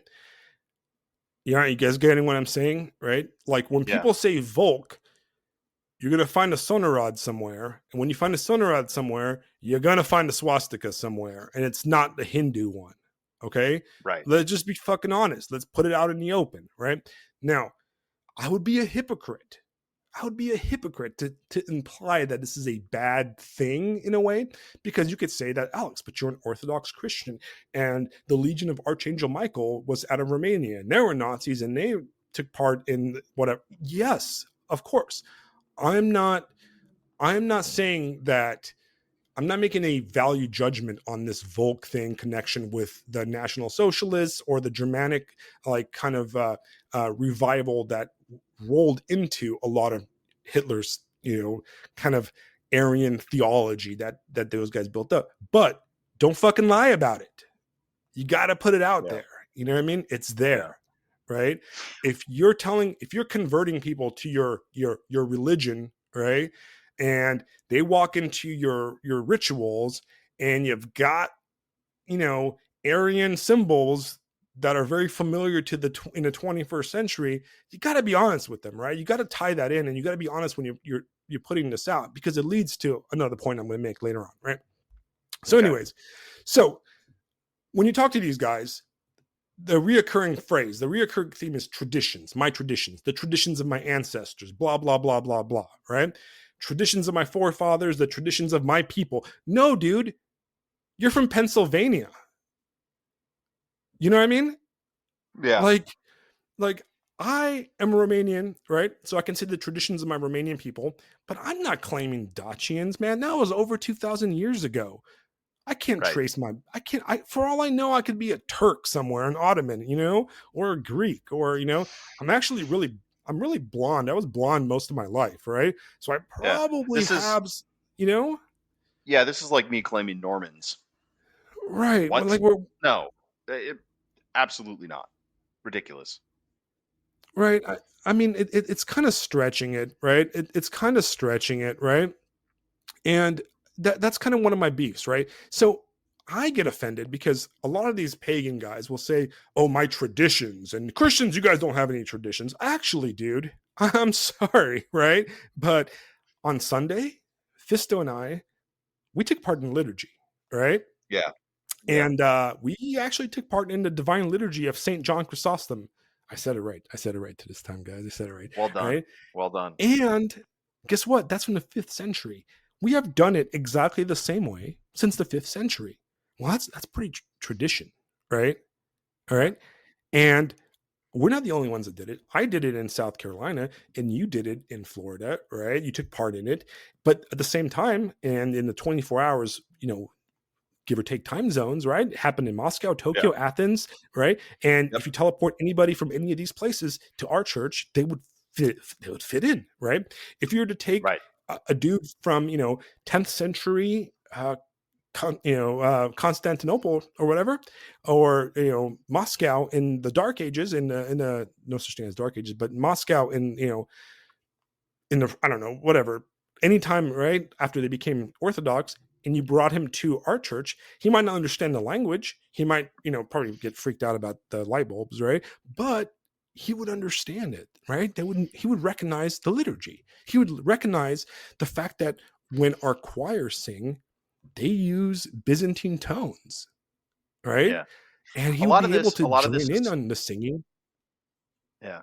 A lot of this is starting to make me realize that a big part of the problem with this discussion is if you and I'm going to borrow something here just to help explain my point, but it it's hard to tell who is approaching this as, like, you could say, a mistake theorist or a conflict theorist.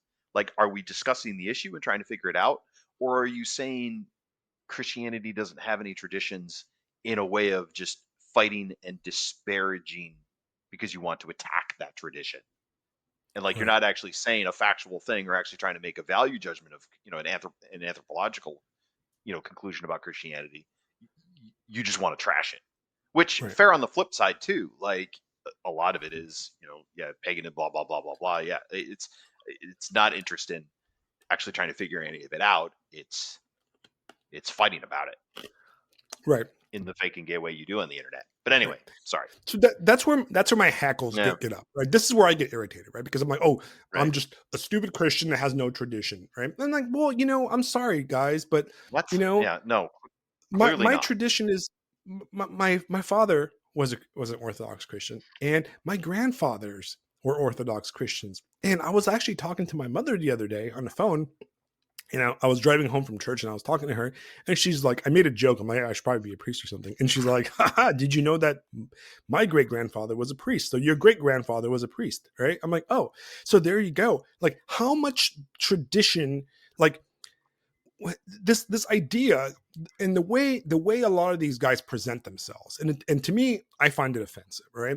Is that like, oh well, I worship the traditions of my forefathers, right? Huh, unlike you Christians. Like, I'm sorry, should I become a pagan and ignore 2,000 years of my forefathers? Should I disrespect Yeah, my father, my grandfather, my great grandfather, my great great grandfather, all the way back to when my land was Christianized? Because I do respect my pagan ancestors, right?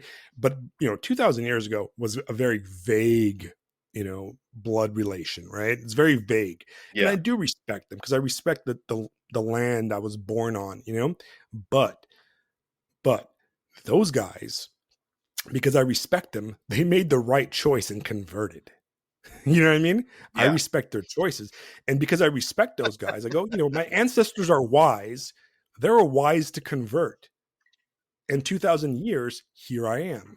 So because my line, the line of the guys that converted lasted, they must have made the right choice, guys. Right? So I have to yeah. It's respect them. it's funny to think about that because, like, I was reading earlier this summer. I discovered that I have an ancestor that was probably a knight of the First Crusade, and that choice led to my family being solidly middle class for the next 1,000 years. you know, Right. I come from a family of clothiers and merchants and teachers and reverends and like solid, just you know, instead of dirt farmers. So yeah, great Right. choice, buddy. Thank you, All sir. right. Thank you for putting your life on the line in the Holy Land. So now I can So enjoy the fruits of that labor. all right. So ultimately, Anyway, everything we've but yeah, talked about is like Reddit tier atheist conversation, right? We're talking about nonsense, right? To a certain degree. hmm And here's where the real points are, right?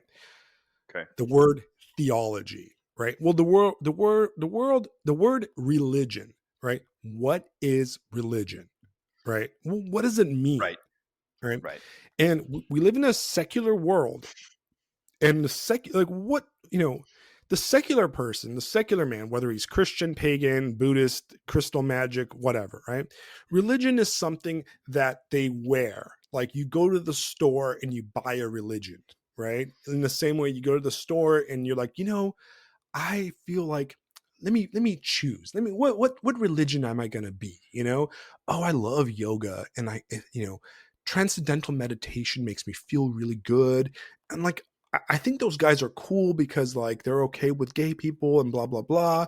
And it's not really a challenge. It's yeah. not really hard. It doesn't What challenge me religion? so. Yeah, it's what religion fits my priors. Right, which exactly, right? But that's Yeah, not how you look at religion from a sacred way. That's not how you look at religion from a you yeah, know a s- you know a s- s- I don't know, from a sacred perspective, right? yeah. Religion is there for one reason only, right? And it asks and answers a question, which is what is the nature of reality, right? It doesn't Yep. ask, oh, what makes me feel good? What did my ancestors do? What? No, no, no, no, guys.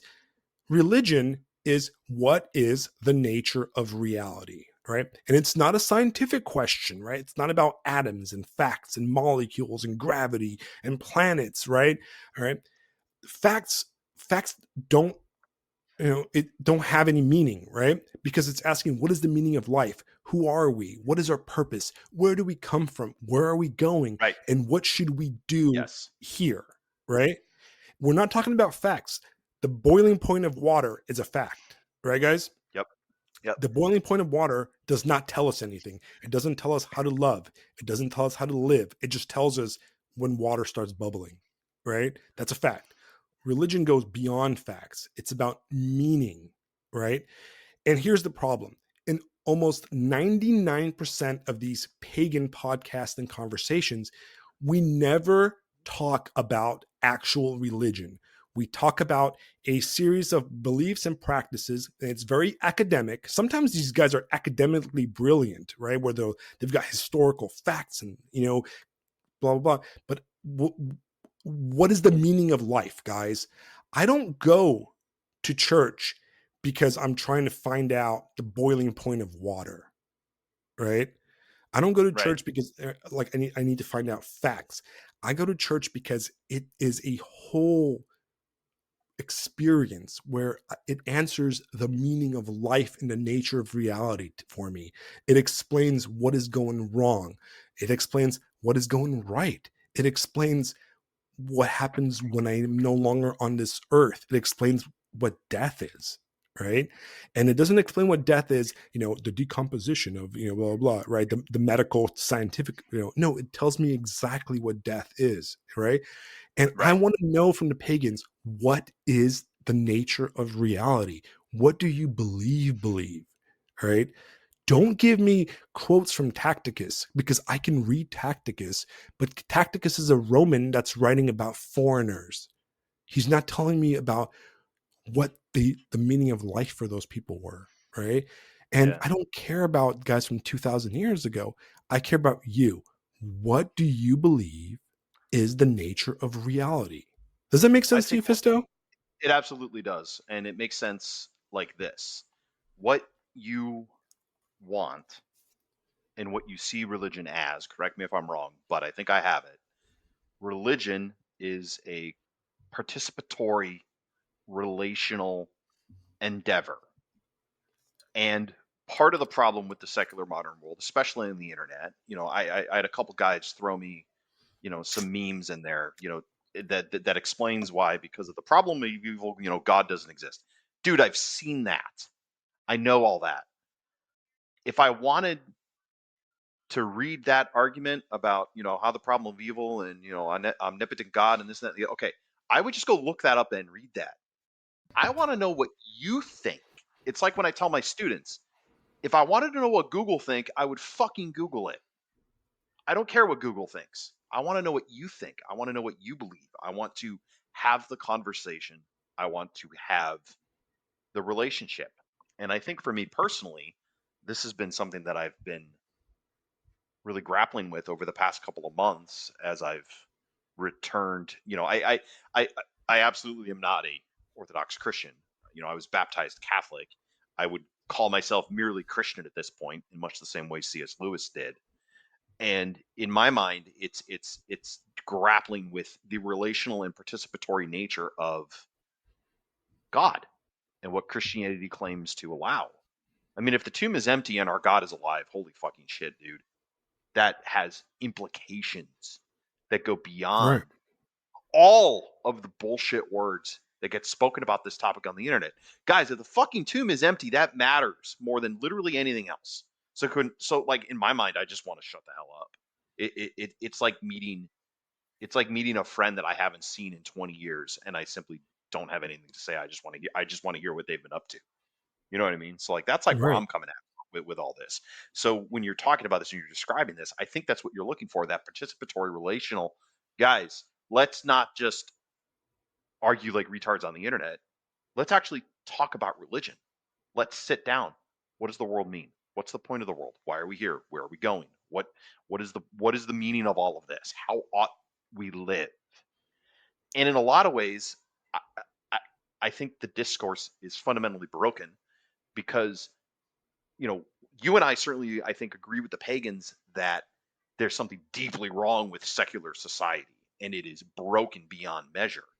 And it's because they've tried to take the machine and make that life, right? They've tried to rip humanity out of its natural roots. And so you have ideologies and all these other things. And ideologies, there's a reason so many people just criticize Christianity, because if you're coming from a secular viewpoint, you define everything by your enemy or what you consider to be the greatest evil. Like when we had Jason on, for the abolitionists, it's slavery. For the liberals, it's Trump. Like you've just got an enemy. For a lot of Trump supporters, it's Epstein, right? You can only do this film negative expression of your humanity. And that Right. can't possibly be good, because if God is good and good is life and God is where all of life comes from,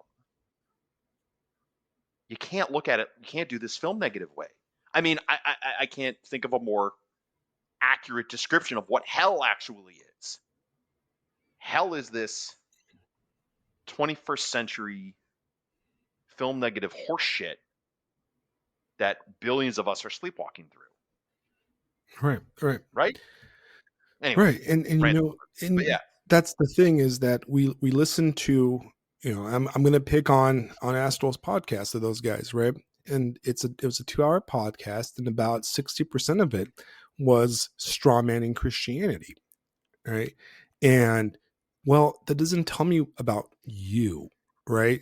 You need to tell me why, like, why I should believe what you believe, right? And they yeah, can say that, like, well, it's my family, my tribal beliefs, whatever, and we're not a religion that goes to recruit people, right? Well, then why talk about it, right?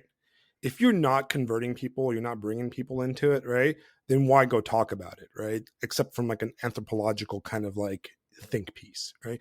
right, Because Jews don't go on podcasts to talk about their religion, because they're not, they don't convert, right? They don't bring people in. So what's right, the point, right? Like, okay, cool, that's what you believe, and it's based on your blood and your tribe, and cool. So I can't join your blood and your tribe. I'm not welcome. Then it doesn't matter, right? It's almost like, right. who cares then, right? But you can say, well, the Germanic peoples. Well, I don't know. Am I Germanic? Are you Germanic, Fisto? I guess you're kind of Germanic, Nope. right? Because you're, No. I don't know. I'm I mean, not. way back in the day, yeah, sure, maybe, but I mean, what I call no, I'm an American. Right. Like, if you want to So, narrow it down, I'm an Ohioan. All right, nah, it's Germanic right. stuff. Nah, forget it. I don't want to hear So about it. one thing we see repeated in all the comments, and like I said, I really wanted to sit there in Substack and pull all the comments and kind of talk about them, but it was so like notes is so crappy that like it's impossible to Yeah, do so, and it was just yeah, a nightmare. I was trying to do it at work, and it just didn't work. One of the things you see in a lot of the comments, right, is the first thing is, you know, Christianity sucks because the Roman Catholics are bringing in migrants into the United States, and the secular world sucks because it's Christianity's fault, and a lot of political stuff, right? Well, right. yeah, I know that. You know what I mean? Like, yeah, the secular world sucks. We know that, dude. Like, you're not telling us something you don't know. Like, Yeah. yeah, secularism is ours. Secularism is ours because secularism is a heresy of Christianity, is a heretical break of Christianity. Almost every secular belief, right? Like equality and human rights and all this stuff, every shitlib belief is a heresy of Christianity. But what you're doing is also a heresy of Christianity, bro. Everything we are living in the modern secular world is Christianity. It is the heresy of Christianity, but it is Christianity. You cannot all Christians today living today, except maybe the most holy monks living on like Mount Athos or in a cave somewhere in Russia or Alaska or something. All of us are secular. All right. And Let this, me sorry, go ahead.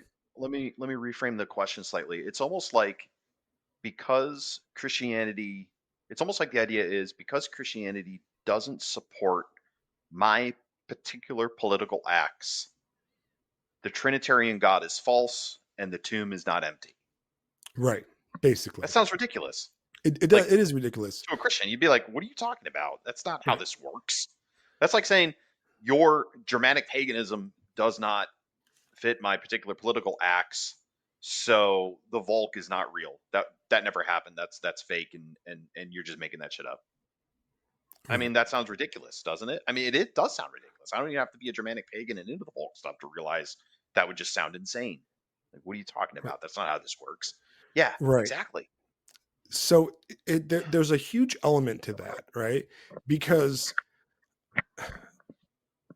we know that a lot of secularism is a Christian heresy. You can listen to Dr. Zachary Porker's podcasts on it. You can read his books on it. It's absolutely a Christian heresy. I don't think any Christian would deny that, right? It is a twisting, and it comes out of the Age of Enlightenment. It actually comes out of the late Renaissance, and it continues, and it's twisted through a lot of scientific and different ideologies and philosophies. You can write entire books on how we reached the secular world, as opposed to the sacred world that we lived in a Christian era, which would be the Middle Ages and before. But that's the truth, guys. All right. Now, the question is, a lot of these guys, the pagan guys, will attack us on the idea of, well, look, the church does this, blah, blah, blah. Well, listen, we know that. See, our theology explains the secular world, right? Right. I can say it's wrong from my theological perspective. Yes, we can argue, and there's heresies, and there's theological debates. We can have those, but I can say that it's wrong, right?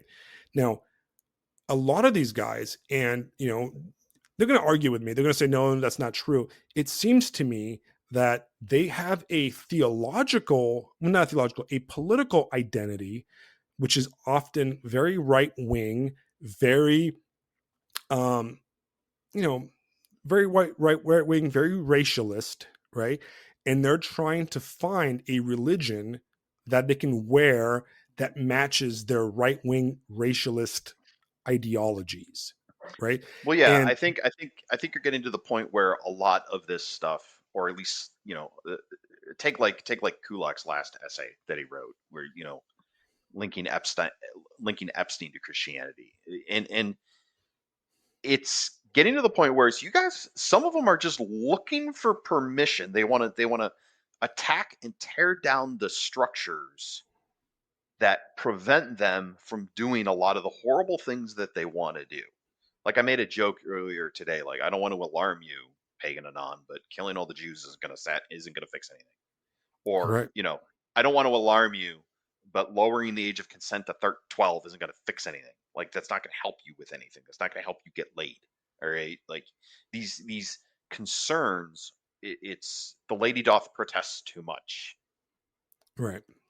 in a lot of ways. And the thing is, though, our theology, the Christian theology, explains their behavior, Yeah, right? it does. Because, all right, you can go back to the first page, of the Old Testament, and what what did what is original sin, right? What did the serpent say to Eve? Eat of this fruit, and you shall be like gods, It'd be like gods. You right? totally won't die. Trust me, it'll be fine. It'll be fine. Right? You It'll won't. be You won't. Yeah, it actually says fine. that to her, right? Yeah, And we're taking this in a typological kind of mindset, right? Where yeah, that's what it's saying. Do what thou wilt, right? yeah, And it's not new, bros. It's not new. It's from the very yeah, beginning. It's all about I'm going to do my own thing. Absolutely, yeah. Don Whether it's Harper. It whether answers the it's thrown. questions. Yeah, Sorry. it's what. Well, whether it's throwing people into pits of spears in Dacia, or Right. deciding little Steve is going to become Tina. It's the same. Do what you want. It's the same thing. It's the same stuff. The Right. same problem. It's a corrupted, fallen world. Like that's why you have priests raping little boys. Like, yeah, guys, Right. we know it's because it's a corrupted, fallen world. Like, what the hell do you expect? It's not going to be Right. perfect. It's not going to be It's good. not going to be perfect. Christianity, yeah, Christianity. The antidote is you need to fucking die. That's what the antidote is, guys. And you need to trust that the God Man who came back from the dead is going to somehow work. Right. Well, we know it's So gonna work. Like we yeah, know right, 100%. And the thing yeah, is though, exactly, the original sin was wishing to be like gods, right? yeah, Like having the pride and the hubris, right, to yeah, take something above our level, right? And the yeah, entirety history of man, everything can be explained by that. Everything we do is this constant desire to rebuild, the Tower of Babel, right? Which yeah, can be symbolically placed upon everything we do. We're trying to rebuild this, we're trying to get closer to God, this pyramid. And it's yeah, our utopianism is all about that. That's all we try to do, right? But you yeah. look at It's all DEI. modern, DEI is just trying to get back to the garden. That's all right? it is. And modern All that stuff. paganism Yeah, it's really funny. really comes out of American Protestantism, at least in America, right? And it comes out of like our founding fathers, like Thomas Jefferson, right, who Yeah, decided to rewrite the New Testament, but he removed every divine element out of the New Testament. He removed all the miracles, all of Christ healing people, all that stuff was removed, right? So he just did it his own way, right? Because he knew exactly. Oh, there we go. He reconstructed. Oh, damn. There he goes, right? He reconstructed the New Testament because he wanted it to match his beliefs, right? Because the right. traditional religion wasn't good enough for him. He wanted to make his own religion. He got rid of all that old stuff. I don't agree with that stuff. I'm going to get rid of it. I'm going to rewrite, Yeah. you know, This doesn't match and my then priors. I'm going to need to draw some edits in here. right, because rules are hard. Rules are hard. Theology's hard, right? I don't want to do that. It's like it's a kind of like when to compare this to Dungeons and Dragons, right? You get the rule book and you kind of do your own thing, right? I'm going to house rule this away because keeping track of all the weight classes and stuff, that's too hard. That's hard for our table. So we're just going to ignore these rules, right? And then Yeah. we're going to house rule this away too. I'm going to house rule this away too. And eventually you have a completely different game, right? This is how And you end up with mages in wheelchairs. right. And then you got guys like the Wiccans, right? They're like, oh, we're gonna try to invent a religion that matches our personal beliefs, which is like, free sex with everybody in nature and stuff. Yeah. Right? Oh, well, that's because you're a dude that likes to bang chicks, right? A lot of them, and you're gay too, so that's okay to like leave the gay rules, and we're gonna erase all that. You know what I mean? It's always like what I am, and then my religion comes second. It's not like I am changing myself. Christianity is the way; it's a path. So you go into the Orthodox Church and it changes you. That's the goal. You come out changed, right? A lot of these like Wicca and stuff is you're a person and you get in and you get accepted. Yeah, it's you, bro. Like of course that the gay dude that likes to go to orgies is going to go to the Wicca because he likes camping and Burning Man stuff, right?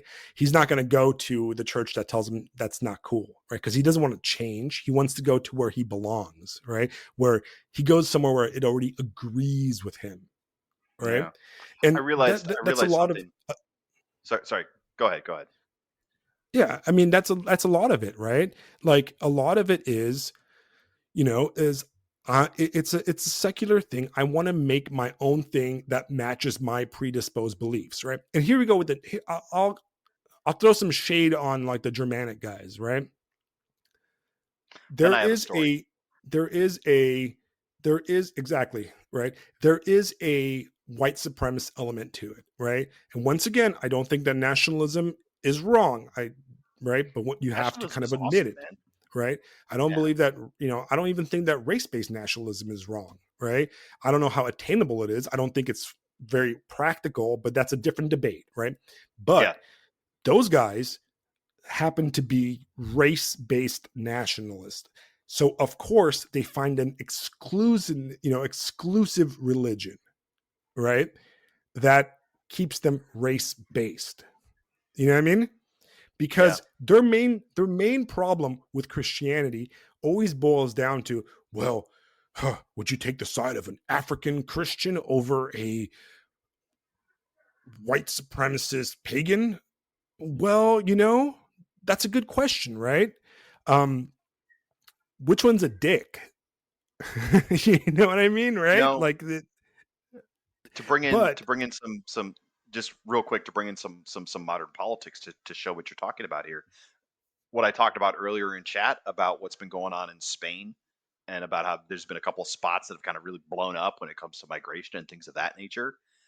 I was looking at their far right political party, Vox, and they're pretty much like the 21st century Falange in a lot of ways. But it is fundamentally traditional Catholic Spain. So if right, we want to talk about like the race stuff and things like that, like Hunter made an awesome point. He's like, I thought it was going to be the United Kingdom or the Germans that were going to pop off first. If it's the Spaniards, why do you think that is? It's not because right, they're engaging, they're engaging with the old pagan ways. No, it's traditional Catholic Spain that's going to get the stick out and beat people to death with it. Like, right, so it's there you go. But anyway, right. But yeah, so I think a lot of it, in the right wing right now, in the online right wing. I'm not talking about the mainstream, like but the online right wing. There is racialist based elements to it, right? And a lot of the kind of Germanic neo paganism and stuff is exclusatory, so it allows for a belief system that does not challenge your political beliefs, right? It is a putting on a t-shirt of something that you already are, right? Which, in a way it's okay, but you have to kind of admit that, right? Because honestly, right, we have political beliefs that do sometimes conflict with our spiritual beliefs, right? And it makes right. us think like, hey, yeah, I mean, yeah, I would love to live in like 1950s America, right? But that would require me murdering everybody that doesn't look like me, right? Is that a good thing? Well, obviously no, because deep down I know that murdering everybody is not a good freaking thing, right? Yeah. And but does that mean that I'm going to agree to every progressive idea? Absolutely not, right? Right. But we're not going to talk about fantasy shit, like, sick, disgusting fantasy stuff too, by the way, about murdering, mass murdering people and that kind of stuff, right? Like, come on, dude. If let's just be honest, if that's what your belief system's about, you have more problems than dealing with us. You know what I mean? You're not going to Well, win ever, because nobody's going to be like, yeah, let's just mass murder millions of people because Thor told me to. Get the fuck out of here. You know what I well, mean? Like, this is the kind of idea that led to John Brown and his sons dragging 5 people out in the middle of Kansas and butchering them in the street. And we all know where that ended up with the American Civil War. That was insanely destructive. That is what happens when you honestly try to pursue solving the question through just brute force violence. You're going to end up with this right, industrial sized war that none of the gains were worth it. It was a right, step backwards for the continent, not a step forwards. It wasn't. So I mean, that's what you're asking for when you start, right. when you want to unfurl that, when you want to unfurl, the flag Right. of war and Because set the dogs if out. you if you approach your spirituality in the same way you approach your politics, and you have to match your politics to your spirituality, you are basically a heretic. You're picking and choosing, and Yeah, you are no different than a secular progressive, right? Because secular progressives pick and choose what they believe correct. without challenge, right? Just ultimately that's what it is, right? Just let um everyone be, man. Just let people do what they want to do, as long as they're not hurting anybody, right? right. Okay. Well, exactly, right. So I think we pretty much covered that conversation for the most part. So I think Yeah. what we need to kind of focus on is the practical element of it, right? The practical element, and this is what I think people like Astral and stuff really are asking, right? Is we are trying to make the world a better place, right? Without being Yeah. utopians. We are trying to No. live good lives, right? And Yes. I Bite the know lung I defeat. know I know that my faith is true. I know that Christ is true. I have to argue with people because the greatest sin is apostasy. So when these people are talking about this kind of stuff, right? I I would never, I would never sit here and like post mocking memes of, gods that the pagans believe in. Okay. I would never do that. And the reason is because those gods are real, guys, right? They are gods with a capital G in my faith, but they're real. Okay.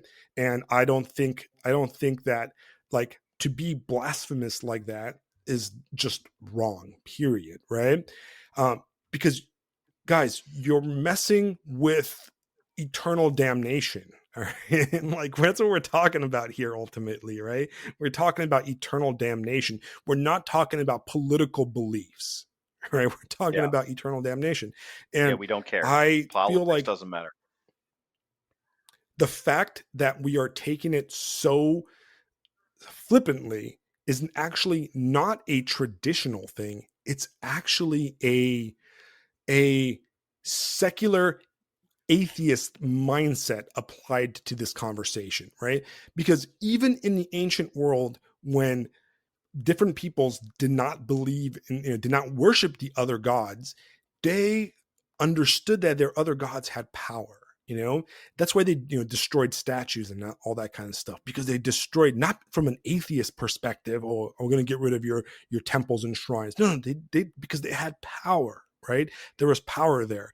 And the fact that these guys have no problem hopping on here and blaspheming and posting memes and making it into like a Reddit kind of tier joke means that you don't take the idea of faith and the sacred seriously, guys. All right, that's why it Mm. makes me feel like you're just putting on a t-shirt, right? You're putting on a Deadkin dance, or one of the like a metal band t-shirt, as opposed to actually truly believing in the sacred, right? Because even if you don't agree with the other people's conception of the sacred, you don't are you getting what I'm saying, right?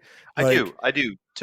To flip it around, it's if we were, to use an analogy, if we were talking about space travel and about how you need to take space travel seriously, or space will just simply fucking kill you and it's not going to care. You got about 30 seconds of consciousness if you fuck that up. Like it's that level of seriousness that you need to Right. take it. It's the only thing harder than getting to Mars is going to be getting to heaven. It's you got to really pause for a second to go, hold on. And again, it goes back to what I said earlier. If the tomb is empty, that has implications. And if you really believe it, Right. all of a sudden the world looks very Well, differently, and everything and every choice you make and everything that you do becomes you know enormously charged with meaning. It's like what C.S. Lewis said. Like, the way to get to heaven and hell, these aren't results. These aren't places that you end up. Heaven is the sum total of all the decisions you've made in your life, and then give it 2,000 years. What am I going to be like in 2,000 years? Am I going to like the person I am in 2,000 years, or am I going to hate the person that I am in 2,000 years? That's heaven and hell. right. And Anyway, the truth is, man, I, God have mercy on me because I am a sinner. I am a sinner and a retard. Okay. for I am evil and And retarded. Amen. Yes. exactly. I am evil and Yeah. retarded. And every day Yeah. I am a failure. I get angry and I'm full of hate and spite. And I am just not a great person. And Yeah. every single day I look at the world and I just like marvel at the fact that, you know, the God of the world, the creator of this everything, you know, has forgiven me for being evil and retarded of my own volition. Right. I Yeah. and people go, oh, I wasn't born with original sin and that kind of stuff. Well, you were, because you're a prideful fuck. Right. And it Yeah. clearly shows. Right. And you know what? It's like, I am just like, ooh, I'm in awe that every day I'm sorry because I'm pathetic. I fall Yeah. short on and on and on. And there's a reverence to me where I'm just like, I sit there sometimes and I look at the beauty of the world, like my daughter and just nature and everything. And I'm like, thank God for this amazing miracle of life. And like the fact that I'm not covered in pustules and dead or born in India or something. There you go. I just sinned. Right. You know what I mean? Like, Yeah. and it's like ultimately, right, that's the thing, right? It's like there's reverence in it, right? And I go there and I do my thing, and it's just every day. It's not just church, it's every day, right? And it's not a political thing, because the church is not a political body, right? It doesn't care about your politics, right? It is what the goal, the point of the church is it cares about the kingdom of heaven. Right? That's what we're talking about. We're talking about getting into the kingdom of heaven, right? Nobody in 100 years, this country might not exist. In 1,000 years, it most likely will not exist if we look at historical presidents, right? President. Yeah. That doesn't matter. But in 1,000 years, in 10,000 years, in 100,000 years, maybe on a space station, circling some distant star, the kingdom of heaven will still be there, and that's what we're looking for, right? It doesn't care about all these, like nonsense things. Doesn't mean that you shouldn't care about this stuff. No, you should, but you should always approach politics from the perspective of the kingdom of heaven, not try to fit the kingdom of heaven into your politics. All right, does that make Yeah. sense? Yeah. All right. Absolutely. Do we have time for a quick story? Yeah, go. We can go on as long as you want, man. I'll go on as long Nice. as you Perfect. want. Perfect. Perfect. I Real fast I've for you been. guys listening, Yeah. Sorry. please ask us questions in the chat. Right, hop in the chat and ask us any questions. I kind of want to get off the pagan thing after this. I do want to talk about two more things and listen to Fisto's story, but Yeah. yeah, go ahead. Real quick, we had a comment from Alliance Authors on X. Hey guys, how are the greatest duo doing? Sir, we are ranting away, so life is grand. Um, yeah, I've really enjoyed seeing the comments and seeing people participate. But yeah, quick story. So like all of this makes me realize something I've thought about and have figured out about my own life is, and this relates to what you were saying, but about 7 years ago, I was living near Boca Raton, and I was pretty much at this perfect point in my life to kind of de facto retire from life. I remember a conversation I was having where I basically explained it like that. And to talk about it, it's like I I was working at a job where I was getting physically fit. Like I was in the best shape of my life. I had plenty of money to pay my bills. You know, I was in a relationship with a woman where I was getting plenty of sex, and some of it was pretty damn debauched. You know, like I was having a great time. And it was just like I had no ambition anymore. I was like, this is great. Like I have a simple job, my bills are paid, and I'm getting all the base needs that any 21st century guy could hope for. You know what I mean? Right? Perfect. Hmm. Awesome. Amazing. And I look at that moment and I realized now that that was the moment the rock got thrown. You know, when the world gets too settled, God throws a rock at it. Months later, a couple months later, I got I got diagnosed with type 1 diabetes and I'm sitting in a fucking hospital bed dying. Just like that. Boom. I lost I lost all of that stuff. Everything that I thought I'd had lined up, figured out, gone, right? I lost all of it. And here I am 6 years after that diagnosis in chronic pain, right? All the time. And I finally come around to returning to my faith and returning to Christianity and returning to this journey and this relationship with God. And I realized that's really what happened.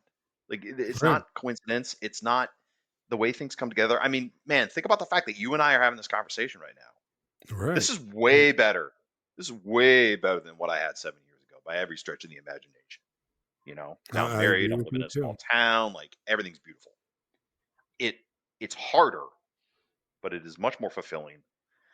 And this is why it's so difficult for me to take the scholastic and academic arguments about God seriously because it's like, no, God taught me something about himself.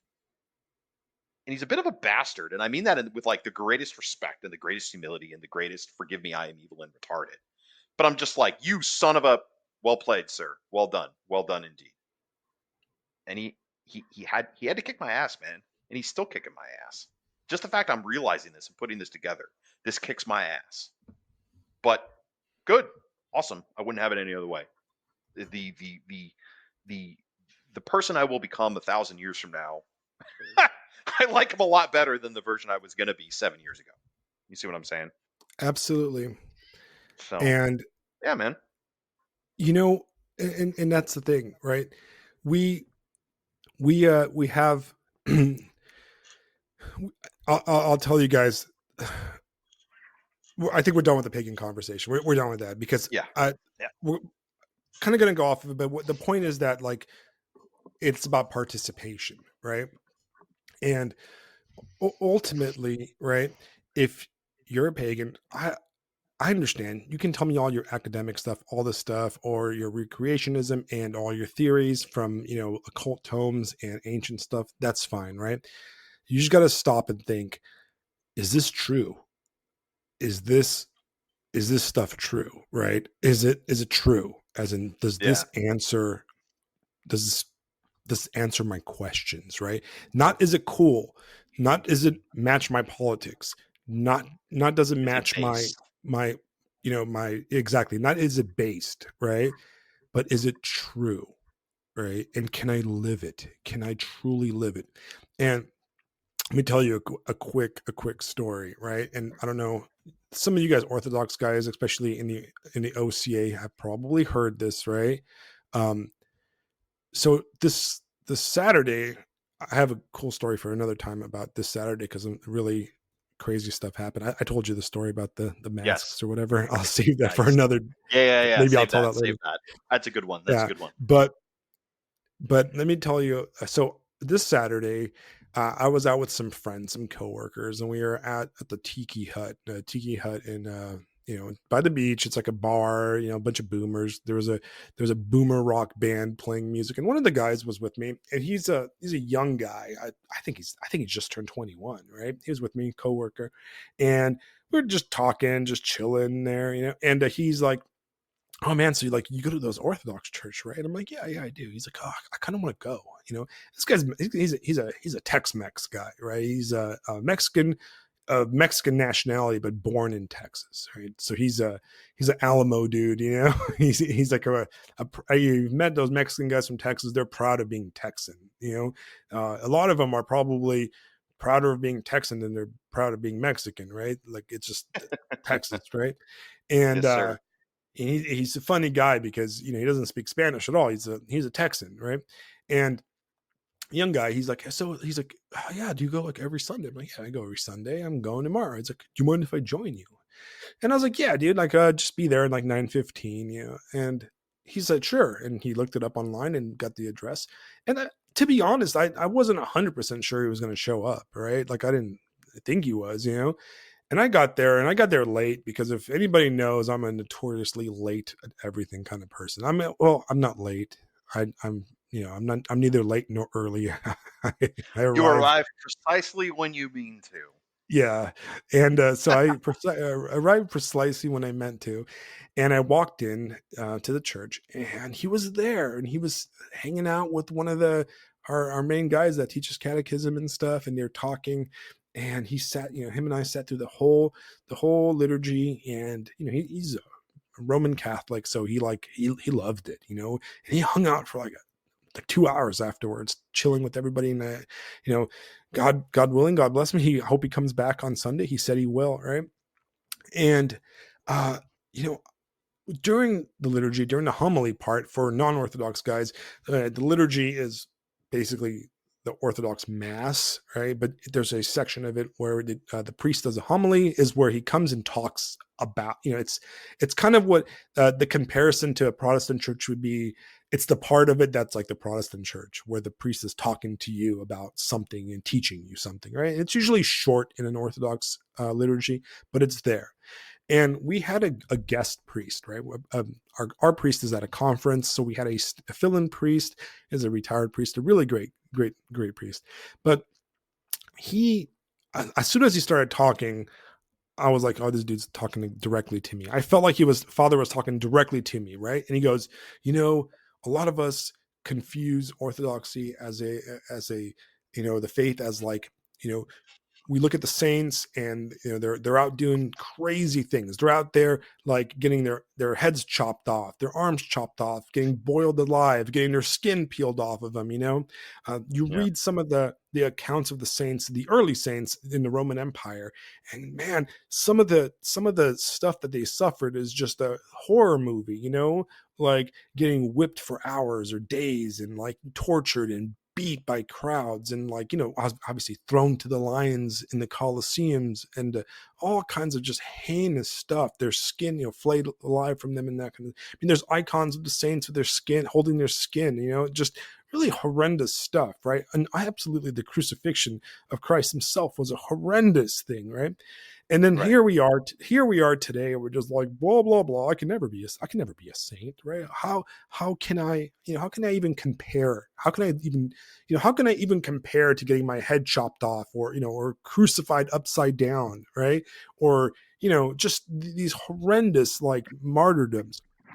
And or living, the early church fathers would live in a cave somewhere in the desert for 40 years and live off of like a piece of bread, just stuff that is almost beyond the comprehension.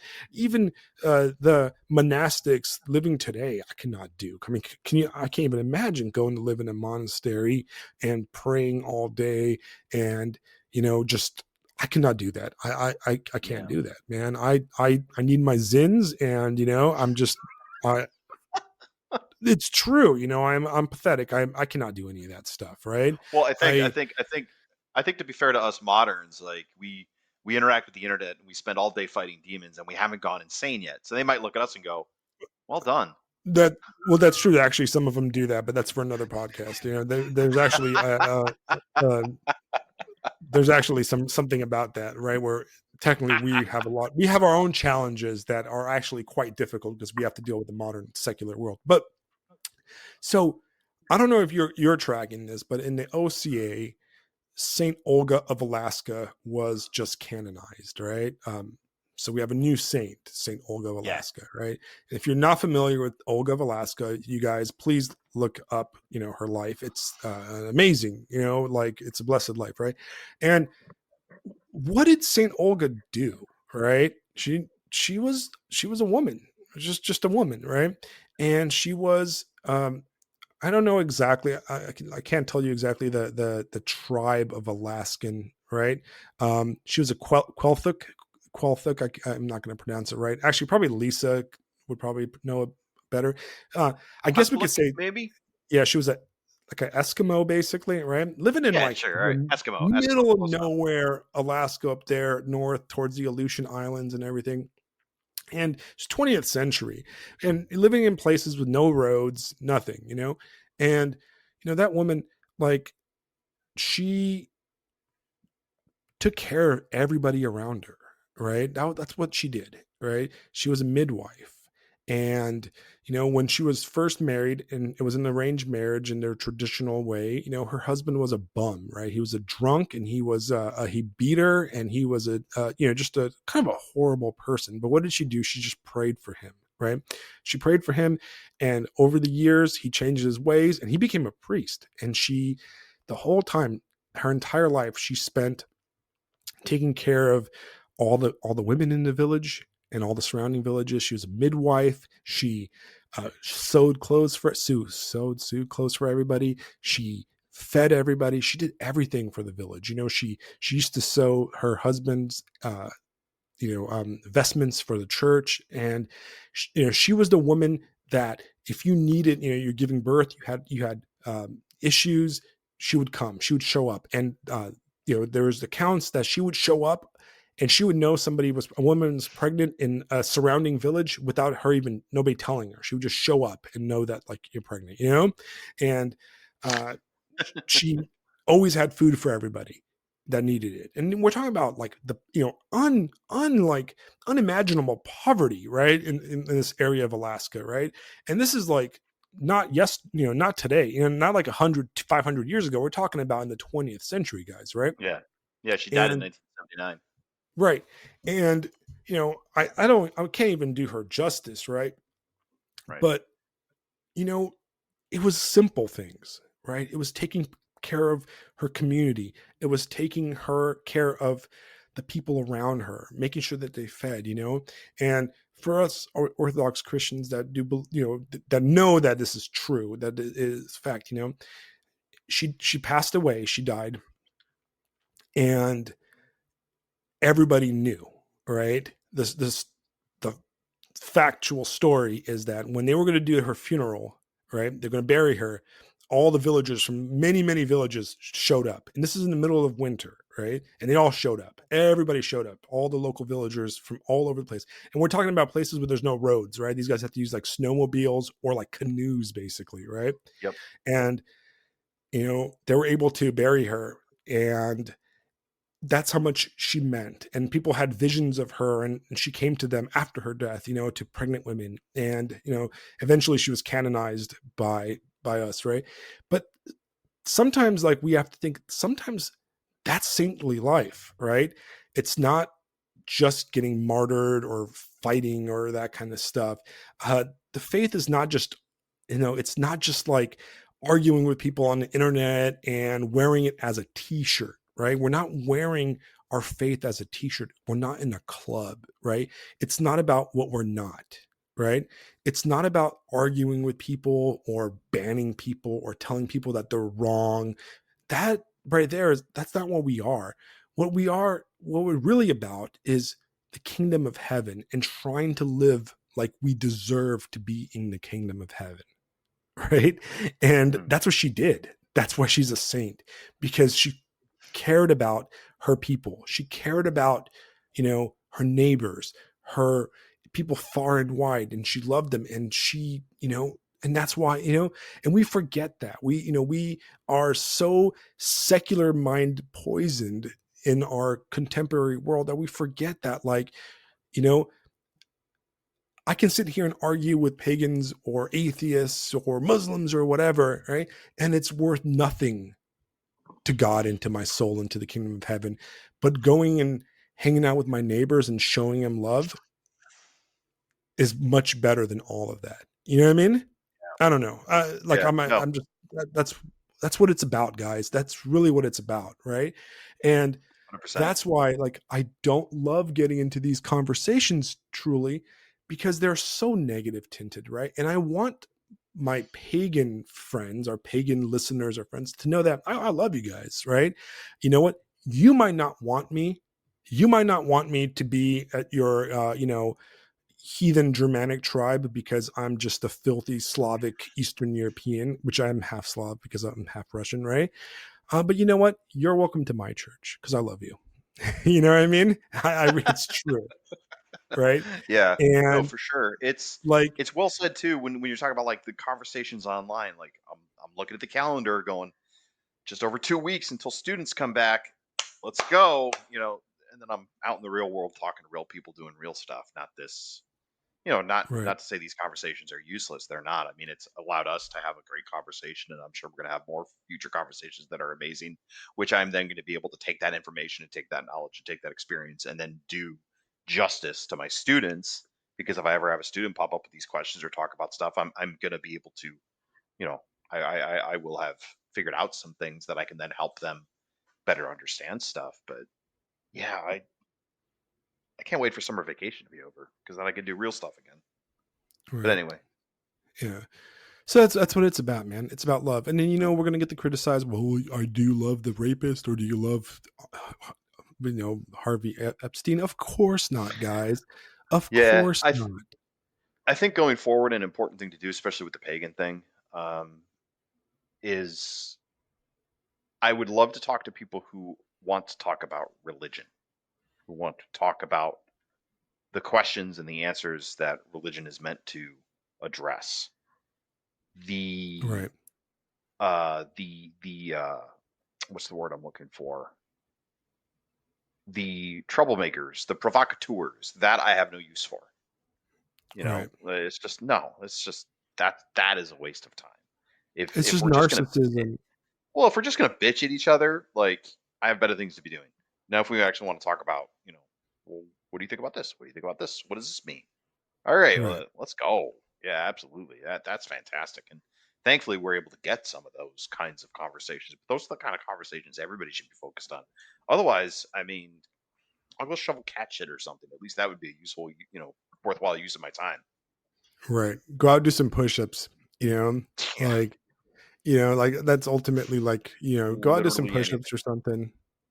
Yeah, literally Right, anything. I'll sweep my apartment. I mean, that's a better use of my time than just bitching back and forth with provocateurs. Which coming right, from me is, oh, I'm sure a bunch of people are laughing right now, but it's like, yeah, no, right. I'm self-aware enough to see where some of my faults are. But anyway, there it is. Right, because we do have a duty, right? We've talked about this. This is our 26th episode of the second season, right? We're like over, I think over Dang, 100. I think we're over 100 episodes now, right? what? A Or hundred? close to. No. Maybe, I don't know. We'd have to count. I need to How see how many many. episodes did we have last season? Oh man, I'd have to look it Maybe up, right? closer to But 50. more Anyway, than doesn't that. matter. Anyways, right? So Well, we've talked well, about this, that we do live in a messed up, sick world, right? And yeah, we do have to guide people through it, right? But we can't do it through hatred and exclusion, okay, guys? But you're allowed, like, this is the thing, right? You're allowed to say no, go away because you're evil. You know what I mean? You're allowed to say that, right? Like, not everybody's welcome. You're allowed to be, but I can still love the person I tell them to go away, right? I can say you're not ready, come back when you're ready, yeah, right? In the same way, yeah, hundred those percent.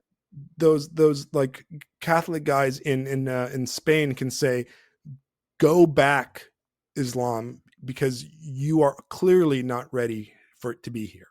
You know what I mean? Right. Yeah. Right? That's Or not wrong by our faith, right? You know what I mean? yeah.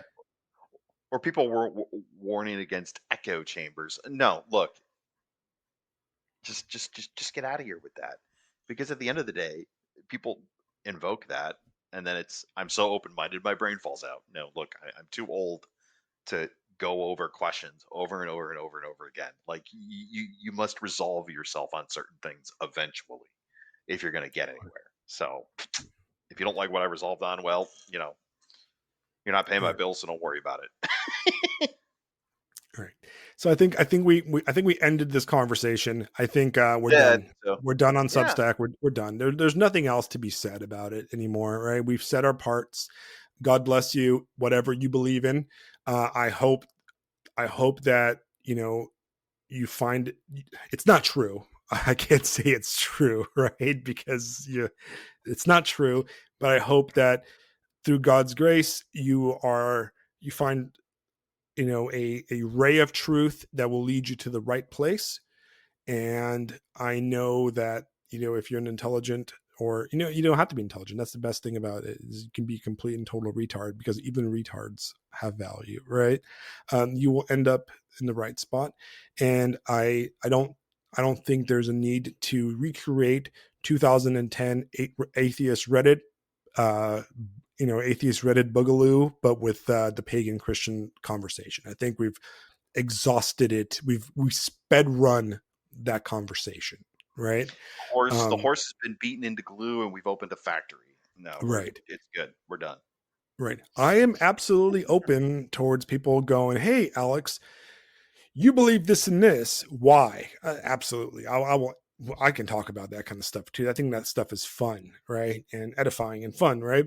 I Yeah. can go, but if somebody goes, "Hey, Alex, I think that like the Old Testament is full of crazy nonsense. Why?" Explain it to me. Now, I can also do that to the best of my ability in a non-official way, right? Because I'm not a priest, or I'm not official, right? I can Yeah. point you in the right direction, or give you like my understanding of it, and then point you towards actual good sources if you have a issue. There was a lot of that in some of the comments where we talked about like, oh, but in Judges, but you have a very poor misunderstanding of how the Christian church looks at the Old Testament, or how it's read, right? So keep that in mind. We can talk about hours about that, right? But Yeah. ultimately, the point is, guys, if you're going to follow a faith, you have to ask yourself, is it true? And look at yourself and look in the mirror. Am I doing this as a t-shirt because it matches my political beliefs, right? Am I a liberal spiritually, right? As in, am I rejecting everything before me and putting on a t-shirt that matches my cool beliefs that are very, very contemporary, right? Mhm. So there's that.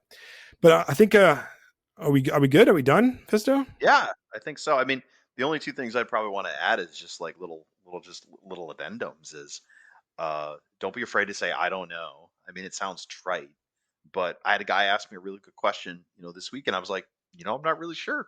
I don't know. I mean, that doesn't mean that, it's not true, or that oh, well, I better change. No, it's just it's okay to say I don't know. It's just fine.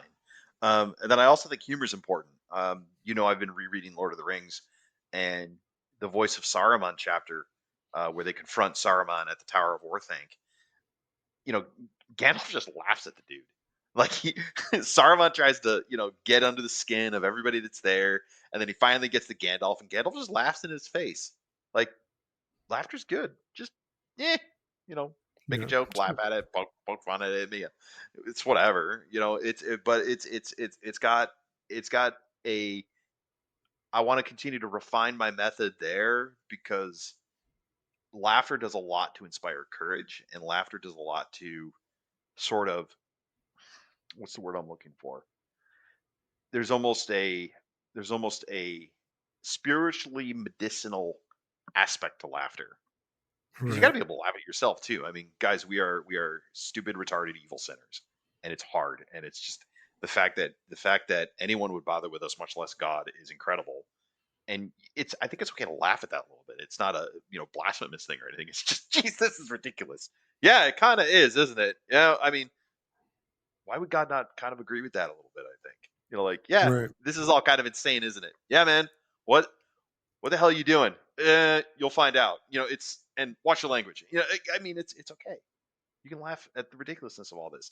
Like when you talk about, oh, the Old Testament's full of all this crazy. Yeah, it sure is, isn't it? Well, Right. why would the nature of reality be simple? No, the nature of reality. I mean, guys, we're meat sacks driving around on skeletons. I mean, yeah, it's madness. So try not to worry about it too much. But Right. anyway, Right. Yeah, in a way, it's like when some of these guys will post like the most obscene, blasphemous stuff. It's like, dude, you're doing it. One, you're doing it to rile me up, right? And this is really one of those turn the other cheeks type of thing. Is it's like, dude, it's not riling me up. And two, it's like you're I not know. doing it. You're not doing it for me because you're not proving anything to me by Yeah, offending my faith, right? Like you're not going to yeah. want to change my mind. No, you're not. It's not going to happen. Actually, by acting like a like a filthy heathen, demon worshiper, you're actually strengthening my faith, right?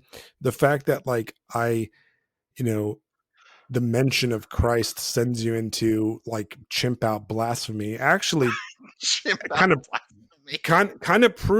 proves it right. I think it actually Uh, strengthens my faith that if like if even a calm conversation turns you into a blaspheming demon, chimping out yeah, like some like crazy progressive liberal at a rally, and you're acting the same way, like your comments are interchangeable between, you can like go into like liberal Substack and like basically change the names and it's the same kind of behavior. That actually yeah, tells me that I'm on the right path, because you know what, it's you that you're attacking. You're confirming yourself deeper into that the grossness, that that soul darkness, right? Because I'm going to yeah. turn around and I'm going to go to church on Sunday, and I'm going to be with my family and my Yeah, none of child. that changes anything. None of it, but it does With change something apology, for you. yeah, with apologies to Gandalf, I did not come through fire and water to match wits with a ratchet ass hoe.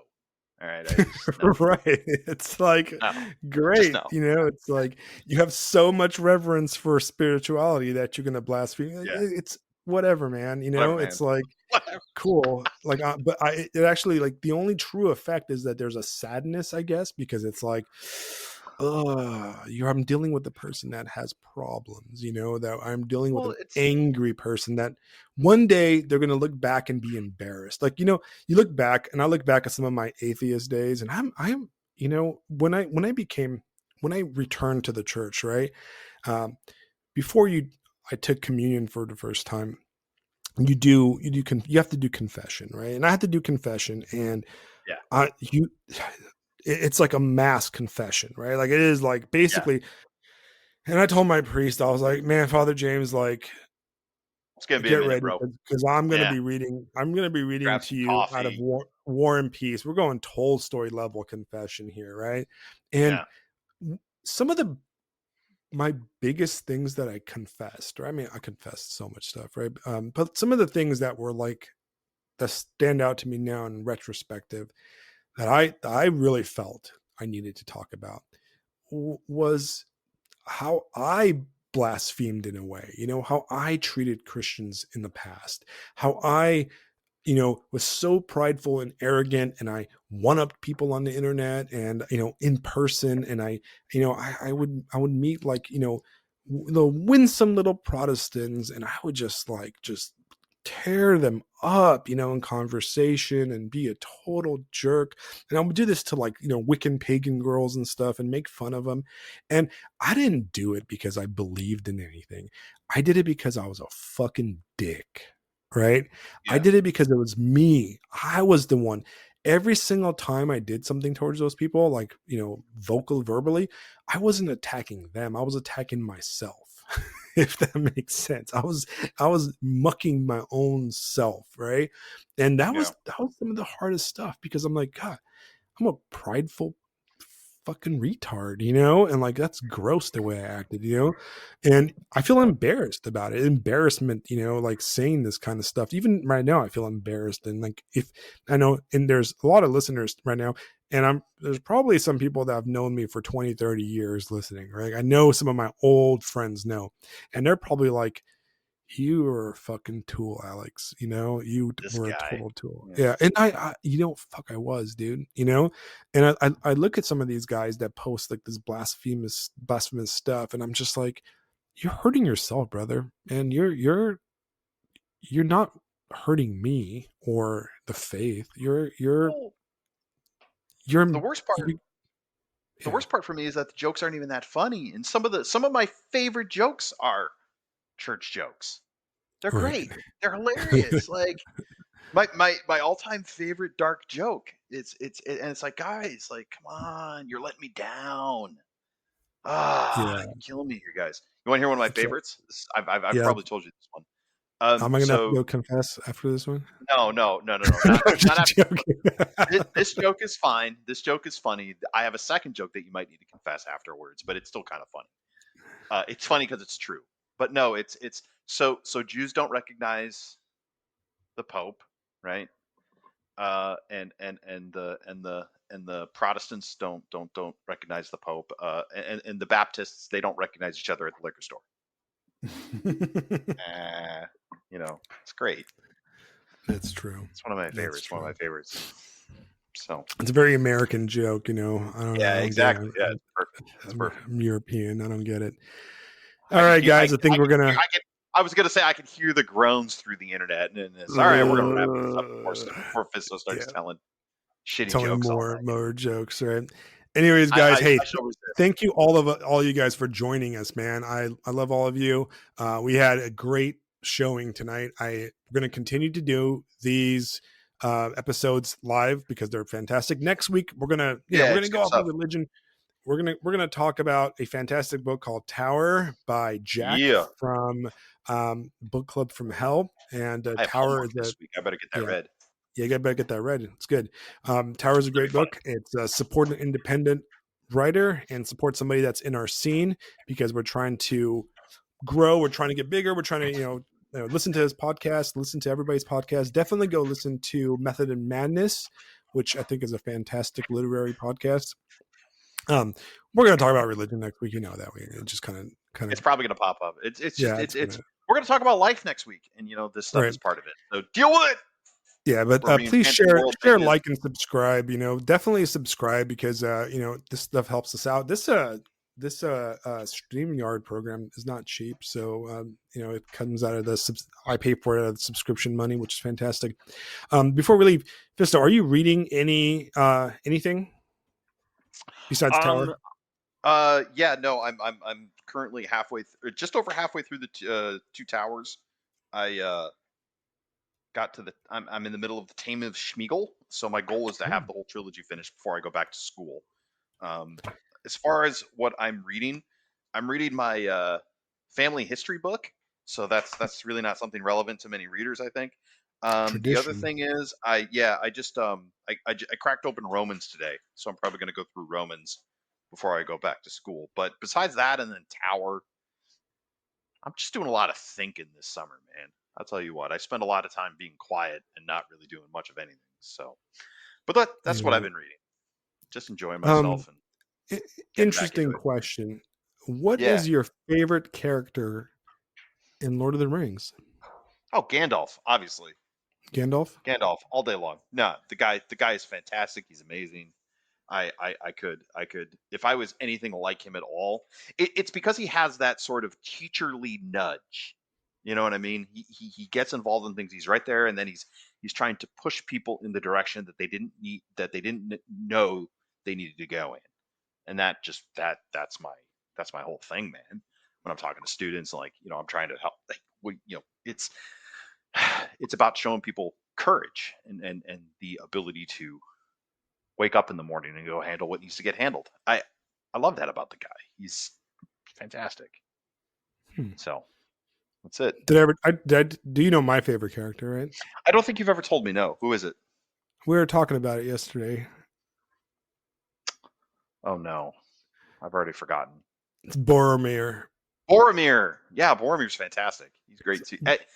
Everybody in the book. We'll have to eventually do an episode on return on Lord of the Rings, only because the movies nerf everybody. Like, I get it now. I get it why people didn't necessarily like the movies. I mean, they're fine for what they are, but yeah, Boromir, absolute Chad, straight up Chad, the Right. whole way, But here's the even thing. at the end.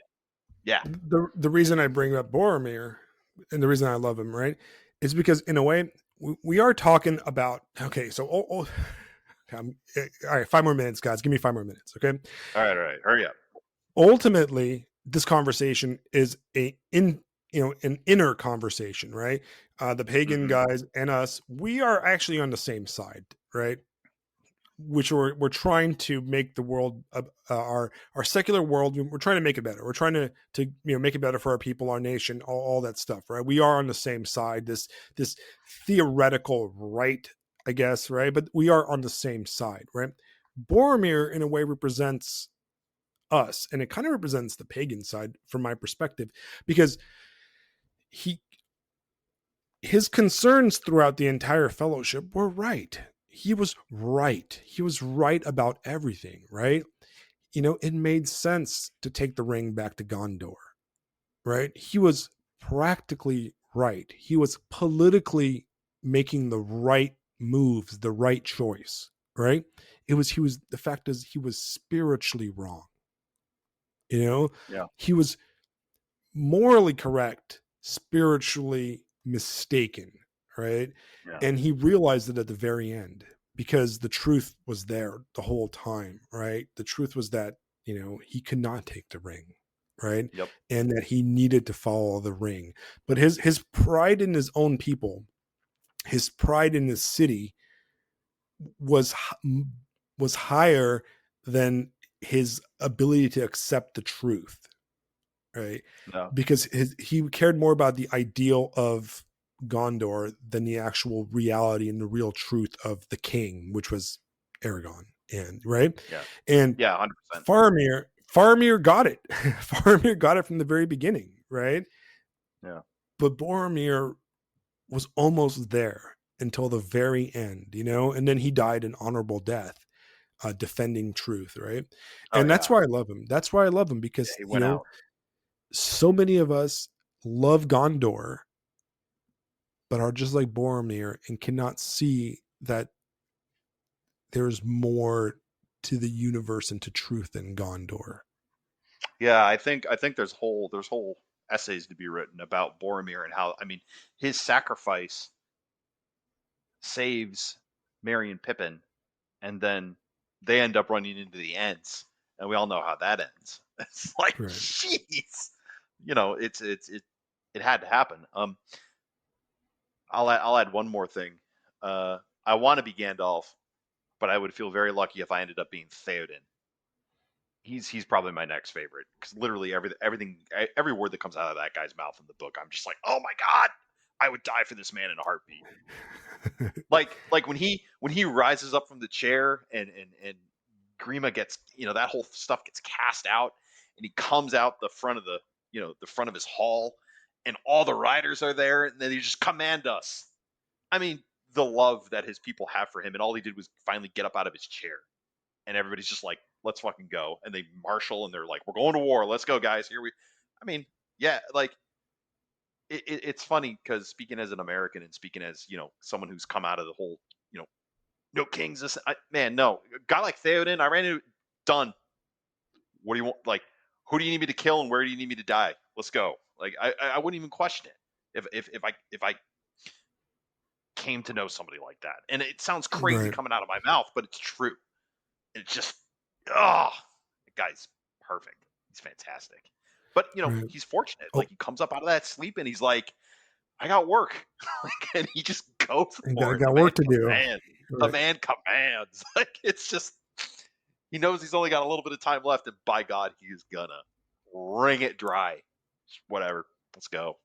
Fantastic stuff. Anyway, I would be proud and happy to be an unnamed soldier of Gondor that shows up and holds the line, stays Ha- on the wall, holds the gate. Hama, You know what I mean? Hama the captain guard. Hama the captain of the guard, because he I dies in don't even Helm's Deep. have to be. Yeah, I don't even have to have a name. I just want to be the guy. I just You just want like. to be there.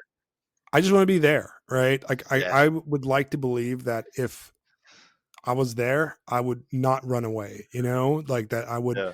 put on my helmet, and go and stand there, or if I was Yep. in Rohan, I would get on my horse when the horns are blown and I would follow Theoden, without Oh yeah. questioning. Like I Oh yeah. like that's all. Or like when I saw Yeah. that army of orcs pouring down on Helm's Deep, that I would not piss myself and run away. Because most of us would probably do that. Oh yeah. I would like to know that I would put on my chainmail or whatever and stand there even before the elves showed up. Yeah. You Well, know, it's funny in the book because again, the movie nerfs everybody. of In the course. movie, the elves show up, and they have to show and I get that it's probably has to do with the fact that it's a visual medium and things of that nature. But in the book, it's like everybody at Helm's Deep is strapped and ready to rock. Like they don't give a shit. They're like, come on, let's Right. go. Let's. There's not even this dramatic moment with "Let It Begin." Just the army marches up and everybody starts fighting, and everybody's just like, "All right, this is what's happening. Let's get at it." There's no anticipation. There's no. It's just come on in. We're gonna kill every last one of you. Let's go. Right. You, It's so you cool. know, you know what part? Oh gosh, we're gonna go on forever. Sorry. You know what part that we don't comment a lot? There's not a lot of commenting on. And All I right, read the 2 more book. I minutes, read and the we books. really do got to wrap it up. But Yeah, yeah, yeah, we gotta wrap it up. Okay, but yeah, I read the books numerous times, and I've listened to the audiobooks, and I've seen the movies a bunch of times. But recently, I just rewatched it with my daughter. Watched all of them, the extended editions. We watched them day by day by day. And one part that kind of like stood out to me, and I never thought much of it in the past, and I never like put myself into the mindset, is the Army of the Dead, mm, right? yeah, And it's this whole thing about forgiveness for past sins. And like, you know, those guys were the guys that did not stand on the wall. They turned yep, around. They turned away for their own gain, their own pride, their own political gain, their own survival in a way. And they became damned. They became wretched people that lived as ghosts in the mountain of the dead, yeah, right? And yep, the king came. I mean, Lord of the Rings is not allegory, it's typology, right? It's a typological read. But he came and he forgave them, but not for free, motherfuckers, right? They yeah, had to fulfill their oaths, right? And I always like, God, can you imagine the agony and the despair and like the kind of gnashing of just the hell that those spirits must have lived for so long, because they did not they betrayed, they failed in their duty to obey their king, right? And to have the greatness of Aragon is that he came and he forgave them and allowed them. He didn't forgive them for free, right? He forgave them by like the forgiveness allowed them to fulfill their duty, right? And that's like, to me, that's such a cool concept that not a lot of people talk about when we talk about Lord of the Rings, right? yeah. You're Because it's right. kind of a weird thing. Yeah, it's a major theme of the whole Voice of Saruman chapter where Gandalf's like, I don't think this is going to work, but it has to be done because it has to be done. I have to Right. give Saruman an opportunity to choose a better choice, and so that he could make himself useful. I don't think it's going to happen, but it must. Gandalf. That forgiveness for Gandalf is a sense of duty. It there's no there's no question about whether I need to do this. Must occur. This has to occur for this to be done, because in a lot of ways, if Gandalf doesn't do it, then he isn't Gandalf the White, and he's got no right to say your staff is broken. And Right. it struck me like when he breaks Saruman's staff, to the flip side of where okay, Saruman refuses forgiveness. Gandalf isn't breaking the staff. He's stating a fact, and the staff is catching up to reality. Right. Like that's how power. That's what his power is. He's not breaking it. He's just going. It's broken, by the way. You just the rest of y'all don't realize that yet. And then the staff's like, Yeah. oh, He doesn't apologies. flex on him. He doesn't flex on him with No, he doesn't magic. need to. He doesn't He need just to. stated the fact. It's like, Yeah, come on out. Go you away. chose You're done. this. Yeah, this. Yeah, it's awesome. Yeah, no, that's awesome. All right, guys, All good right. night, and we'll see you next week. This episode will be up, edited and uploaded for tomorrow morning. Please like, share, and subscribe, and that way we can continue the conversation. And next week we're going to be we're going to be talking about Tower with Jack from Book Club from Hell. So, hey, thanks a lot, guys. It was wonderful. I really enjoyed the live stream kind of thing, and thanks for all the guys that were here. And there's a lot of you. I would read all your names, but there's too many.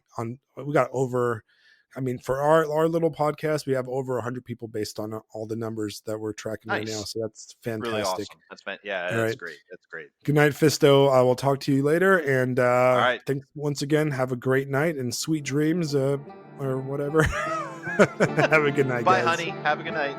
Good night.